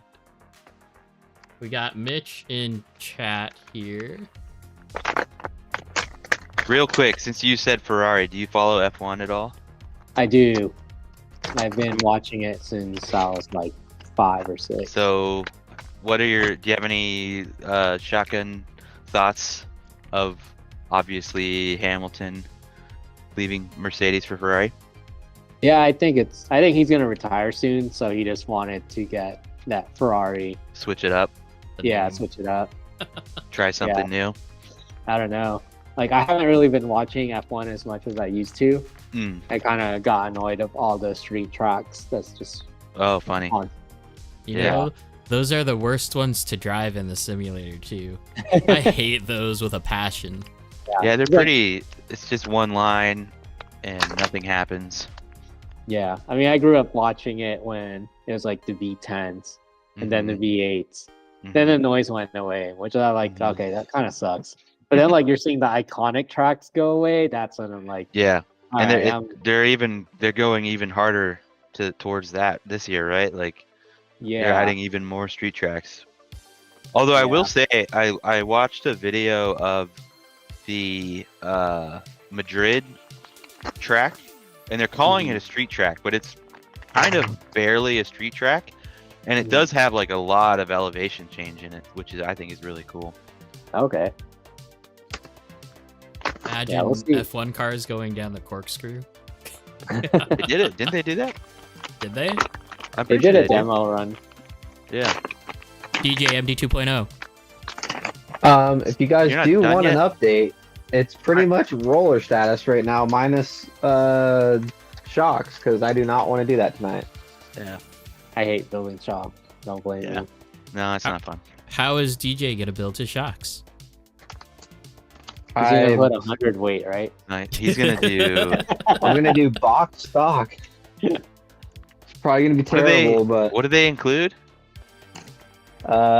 200. That's fine. Yeah. Yeah, That's they. I noticed with the MD2, at least between the Z and the MD2, they went a lot softer or a lot lower viscosity on the diff and on the shocks. Well, they also changed their pistons too. Like the pistons have bigger holes in them right out the box. I see blue O-rings, so that's good. Yeah, it's all black bladders, blue O-rings, stock. They're not black bladders. They're like transparent, right? Yeah, I mean they're translucent. Yeah. Yeah, they're not. Yep. They're not opaque. Which they're not the actual black bladders. That's not the Yeah. what we're looking for. You want the all black Shoot. ones, right? Yeah, they're still fine. They work. Mine work. Time to build a B7. Let's go. Mine work. Next kit, let's bring it on. Mile High, shout out to you. We've got the Kirby fan shroud on Mitch's car. I'm kind of surprised you didn't build the B7 first, to be honest. I know, right? Nah, I don't want to do that because I have to paint the body, and then I'll have to feel obligated to drive it. And then, yeah. So what you're really saying is that you don't actually want to be a buggy driver. No, Not he's a with the hardcore B7 buggy right guy. now. I'm gonna say it. DJ is officially a buggy guy that drifts. Dude, I was rocking with the 40 pluses last night. That was hilarious. The 40 pluses.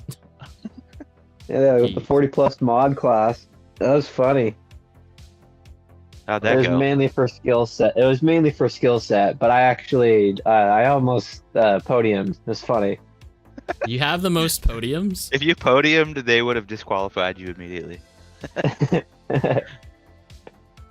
This is guys' cars, which Yeah. we've seen this picture before, so that's Yeah, we have. that's the roast. Cheating. RC Mitch's blown up motor. Same with Brian. Yep. Okay, let's burn through these because we are. No. Yeah. Past my bedtime. I need to go to bed. Dang Oh, it, we snowboard did in it the morning. again. Dang 3 hours. I think it's a good stream so far. Oh, Yeah. this Oh, this yeah, is no, a they always Yokomo. Oh no, this is a Phantom motor. This is a Phantom racing motor. It came with the YD2 Plus that he got. Which one? It was a YD2 Plus that he had gotten from a guy named Mike. DJ, it's still not done. I know, but I'm just. You're gonna get back out to a criticized different until it's car. done. oh, so we're roasting magnets. You can have a live. You can have a live roast right now. Those magnets suck, dude. That Time was to the clean up. OMG epic. Alright. And that wraps it up for the roast my rig section. Thank goodness. Question in chat in Discord. Does the RDX have rear toe? It's hard to tell and it looks like it doesn't. It does. Yeah, it's like It's- 0.6, right? Yeah, it's really minimal, but it does. Oh, Mile High answered. Okay, thanks, Mile High. pro-tuned is wrong? What is pro-tuned? Kane, can you expound? He's referring to one of Mile High's comments, like 2 up. The PDK is not banned. They just clarified it. What is PDK? It's I don't even know the name of the chassis. It's like Pigeon, the Pigeon chassis. no, it's like the KKT something. Oh, I saw a topic on that totally got roasted to bits just a few days ago. It's the chassis from China. Yeah. Yeah. Like KK Pit is the KK Pit. Yeah. I mean it's kind of like a knockoff YD2. What's up, Alan? Everyone's at the mini track. Now the funny thing is that shout out is 3 hours deep into the stream, so you should just be like, hey, it's at the very end. Yeah. That's why people shouldn't spread stuff, huh? He's the US distributor too, so it doesn't look good on him. I'm definitely ProTuned is the shop, is the store. Okay. I get it. ProTuned is anyways. I think they figured it out though. Yeah. So Logan, do you have anything else? I'm trying to think of stuff, but I'm failing on that front. Oh, it's probably a good thing that you're failing. We still want to talk about Asia style. Oh yeah. My gosh. Yeah, I do. Okay. So I wanted to talk about US style versus Asia style and what's your observations and how did you adapt to it? Okay. Yeah. So a lot.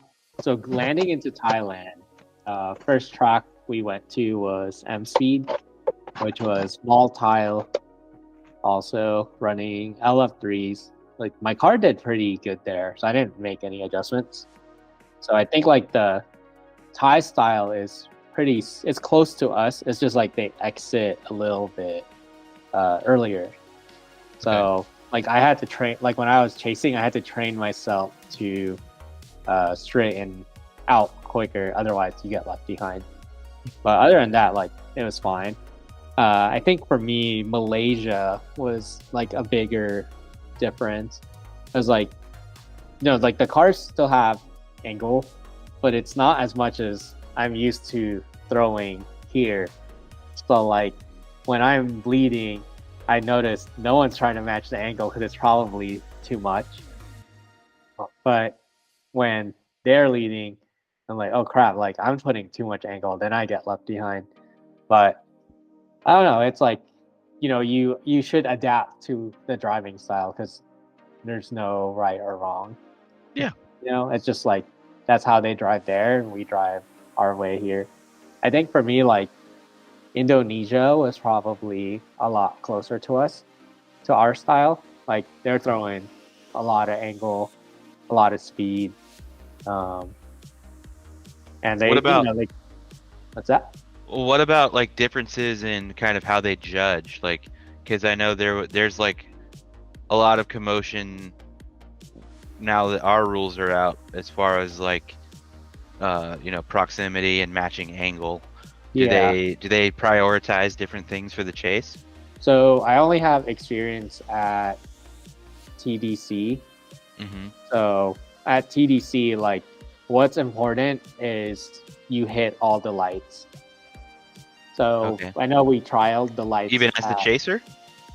No, it's the lead car. Okay. But your job as a chaser is maintain proximity. And one of the weird things for me, or like what's different out with TDC is like there are certain zones where the judges just want you to finish the run. Meaning like, let's say lights 3 to 5 or 3 to 6 is where they'll judge the most. And then 6 to 9 is like a cool off zone. So meaning, maintain the proximity, but don't cause an accident It's like just finish the run. Interesting. Yeah, so like that was something to adjust to. But like qualifying felt the same. The battles felt the same. Not So really. you still like you didn't have to make a huge adjustment in how you chase people. You No, just kind of chase them. Yeah, I mean it was mainly like maintain the proximity. The angle didn't really matter as much. Obviously, Oh, okay. if you we call it match angle, you get more points, right? Or Right. it looks more impressive. Cool. EDC using the proximity meters. Yeah. They were using the DS ones, yeah. Yeah. So like for us, it was just like it was different because all you had to do was hit the lights. You didn't have to match the angle as much, or like us riding the wall needs more style, right? Whereas there, it's like if you hit the lights, it's the same. Okay, so even if you're not carrying a bunch of angle, as long as you're setting the lights off, it's fine. Yeah. Wow. Okay. Well, I'm Yeah. sure there's like you must enter the zone while drifting, right? Like Mhm. you can't just drive straight. I mean, through yeah, it. yeah. Obviously, you got to be drifting. Yeah, you have to have like some kind of drift, but the most important thing is the light. I don't know how I feel about that. And For we've me, talked yeah, for me as an adjustment. yeah. Yeah. about it on the stream before. Just how it kind of takes a little bit away from the whole judging aspect, which in some like parts of my brain, it's like, yeah, that's cool because we want basically is a 0 or a 1, right? Like of who won or like what your qualification is. But at the same time, just getting rid of that component gets rid of a lot of the aspect of drift too. Yeah, like let's say like for qualifying, there was one light that it felt like you had to like reverse while you were in drift to hit it. Mm-hmm. And like for me, like that was so hard to fight because for us, like when we initiate, like it should just be like the same arc, right? Like there's no deviation of the arc. Whereas there's like to hit that one light, You I had back to up. like pull the handbrake like mid drift to push the car back. So Yeah. then I would hit the light. Yeah. Yeah. So they're like, it's kind of sacrificing the smooth line to set a light off, which is kind of. Yeah, and I don't know like if that's how it is all the time. It could have just been that layout, Kind of one thing that I've often thought about is the way that like, so in our sport, like kind of whatever Super G does is just like a lot of the time, not for every track, but for a lot of tracks that have their regional series, it's kind of like we just do whatever Super G does because that's how it's going to be down there. Mm-hmm. But I definitely have paid a lot of attention lately to how they mark their zones, and I'm not sure. I would have to talk to them to know like exactly what their reasoning is, but they obviously use the tape to create like some kind of indication of like what the angle is when you enter or when you're in the zones, right? Versus like in FD, it's just a squared off area, and they kind of judge your angle however whoever they just could kind of compare you to the other car's lead. So it's kind of interesting also to hear with the lights how it's just like almost similar to FD in the sense that it's just like, well, not really, but no, I would say it's not similar. No, it's not because they're just setting off the lights versus in FD it matters. I think the angle, I believe they explained this at Super G, but I believe the angle of the tape line is for them to reference, like how much angle is being thrown. So it's not necessarily a, hey, be at this angle. It's more of just a reference point. I mean, it is to be able to attain full points. Yeah, you want to enter into that zone at that angle, but shallow angle is a problem. More than angle, like if you're deeper into the angle than what the entry is, that's perfectly fine. Oh, okay. Yeah, cool. The rule with the deeper angle, I believe, is that if you come in at that angle, then you better maintain that angle and speed. Right. Otherwise, like if there's a collision, then it's your fault. Okay, so yeah, like if you're past it, and then you have to shallow up a bit, or you're take angle out in the Mhm. zone, then that's kind of you're basically decelerating and. Yeah, it's kind of like if you throw a reverse entry and Mhm. like like every reverse entry, like you're not gonna maintain that speed, No. Yeah. right? So like Yeah. if you cause a collision like that, then it's on you. Yeah. Yeah. Good to know. What corner 1 at SDC? Was it corner 1 or corner 2? It's 'Cause you. It was 2. Yeah. You remember Yeah. nightmares from that corner, DJ? We can't Oh, we hear lost you. his audio. You're probably, yeah. Sorry, I was muted. Yeah, I'm having flashbacks. That back corner, I think, is the hardest. Like in every single layout there, that's Yeah. always the hardest. Yeah, I think anytime you have a lot of speed into a lower radius, just the margin for error is smaller. Well, it's how big the track is too. Big. Yeah. I know, like that's where I made my mistake against Justin. I was like, oh shit. Yeah. So It's just the timing. You have less room to get the timing right. yeah. Or No, is I it think, like- opposite because since you're so far away, kind of like a camera, you have more time. I don't know. I was just saying. I don't know, like ever since we've had the mini Z's over there, and like I've been switching between the mini Z track and the drip track. Like whenever I get to the drip track now, I feel like I have so much time to think. 'Cause, like the drip cars yeah. move so Because slow. the mini Z's are just Facts. lightning fast. Yeah. Yeah. Yeah, how is that? Because like basically any new product on Super G's page is literally like mini Z stuff. Yeah, I mean, we brought it on like to try it out, and then like we got hooked, then soon people got hooked, and then like mini Z or like 128 people started learning that there's a track there, and now it's like almost as busy as the drip track. That's And crazy. This is actually the racing aspect of it, right? Yeah, so mini Z's like all racing. I believe there's classes and stuff, and they're all rear wheel drive. Are you gonna turn it in, or is there going to be a bigger, more popularity for like the drifting scene for 128 scale, 124th, 128? Like 128 drifting. Yeah. Oh, I don't know. I just know like the mini Z is like what the focus is on. Are you guys just like running hot laps, or do you do races or anything? We do like some short races, like 5 or 10 minutes, like just for fun. Yeah. I know like they'd like to host a comp one day, like for mini Z's. Yeah. Especially like with the mini Z community growing. Yeah. That'd be hilarious to watch. Like, so you have like STC qualifier like as your main gig, right? And then you'd have mini Z battle like either between or after. It'd probably be after, so you don't mess up your drifting run. Sign Yeah. me up. So that's what I've been doing is like I'm drifting and then I need to charge my batteries. So then I'll go to the mini Z track for like 30 or an hour, and I'll just drive there. And then once I'm done, I come back to the drift track. Do you find that affects like your driving at all on the drift side when you're driving the mini Z for a while? Not really. As long as like, if you just strictly do mini Z, I think it'll mess you up. Yeah. But if But as long as you're swapping- switching back and forth. yeah, because like it makes the drift cars like look so slow that it makes it easier for Yeah. me to drive.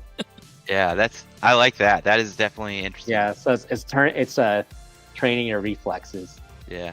That's interesting that we're talking about this right now, because I know that in racing world, like if you drive, like I couldn't switch in between 2-wheel drive buggy and 4-wheel drive buggy, like to save my Yeah. life. Even like, Kevin at our track doesn't really like 4-wheel drive as much. like 4-wheel drive is cool, but I don't know. 2-wheel drive buggy is where it's at. Yeah. Mile High's asking which ones. We have a mix. I have a MR03 and a PNW 2.5. Some of the guys had the GL, and someone else has the Atomic. GL Arena, yeah. It's like GL Racing chassis, or something. I don't know. Like the mini Z stuff like took off so fast that like I felt like my chassis got outdated real quick. But It's yeah, crazy fine. though because I used to be in the off road like I don't know 2010, and I remember hearing about mini Z's a lot. So it's kind of funny that it's taking off again, I guess. Yeah, racy. Okay. I'm always tossing up the idea of a buggy, but I don't know. It's Yeah, fun so when to are you gonna buy mine? it's always fun to burn laps. That'll never get old for me. Yeah. And my buggy's just hanging up on the wall, just chilling. But yeah, I don't want to have to care about buying tires. Mostly for me, it's That's just good. like right now I'm really focused on the competitive aspect of drifting, and I just like am not really. I'm very competitive, so I'm worried about balancing the time between the two. But then sometimes I'm like, man, it would just be nice to take a break from this every now and then. Hey, you guys. So let's cut it off here, because now we're starting to ramble. Yeah, I gotta go. Yeah, it is 11:30. So yay, we broke our record again. Nice. Heck yeah. Did we? I don't know if that's a good thing or a bad thing. I mean, yeah. I don't know. You'll have to bring Kevin on for talk about the Asia trip. Yeah. Yeah, it's just the timing, right? Because he's over in Yeah. Dubai. Yeah. I know he's making a US trip soon, so Okay. I'll have to Yeah, you get in gotta touch with bug him. Yeah, line that I'll up. tell him Vittorio said you have to do it. You need to. I mean, technically, he already agreed for an interview. Yeah. So I was gonna say he's watched before, right? no, but from our interviews over at SDC, he already Oh. agreed. Okay. Yeah. We'll just pick up on Kevin's that. cool. He'll do it. Bully him. All right, you guys. Well, I do think that this has been a great chat, a great stream. Thanks for the participation. Thanks for all the questions. It does really help move the stream along, especially take the load off of me and Logan and DJ, so we don't have to come up with all those questions. Next week we'll have. Who are we having next week? It is the 10th. Oh, it's Slideworks. I think it's Slideworks. The whole shop. So I think it's David in Slideworks. Yeah. So keep in mind, I think they're out of Kansas. Yeah. It's gonna be late for them. Huh? I said it's What? gonna be late for them. I mean, we'll have someone in Florida, and then we'll be like, yeah, it's late. Yeah. Anyway, Sean Lewis Media, what's up? What's up, A little late. buddy? What's up, Sean? uh, What's up, Chris? just David, I think, unless they're on the same camera. But yeah. So, all right, we're gonna cut it off. Thank you, Vittorio. Thanks, Logan. Thanks, Yeah, TJ, for all awesome. being on Thanks the for having stream. me. Yeah, Oh, man. yeah. Cool. We will see you. I think all of us are going down to SDC this year. Yeah. Yeah. I'll see you TJ? guys when you guys pick up the P tile. Oh yeah. Yeah, I think it'll be me, Judd, and Jake. Hopefully. Okay. David Pretty soon. did say both of us, so cool. Then I'll have to potentially rearrange some cameras. I'll make it work. We'll make it work. Anyway, you guys, it's been fun. We will see you next week. Stay safe, make good choices, do all the fun stuff. Do drifting as much as you can. Anyways, I need to find the end stream button. Here it is. Later, guys. All right. Night.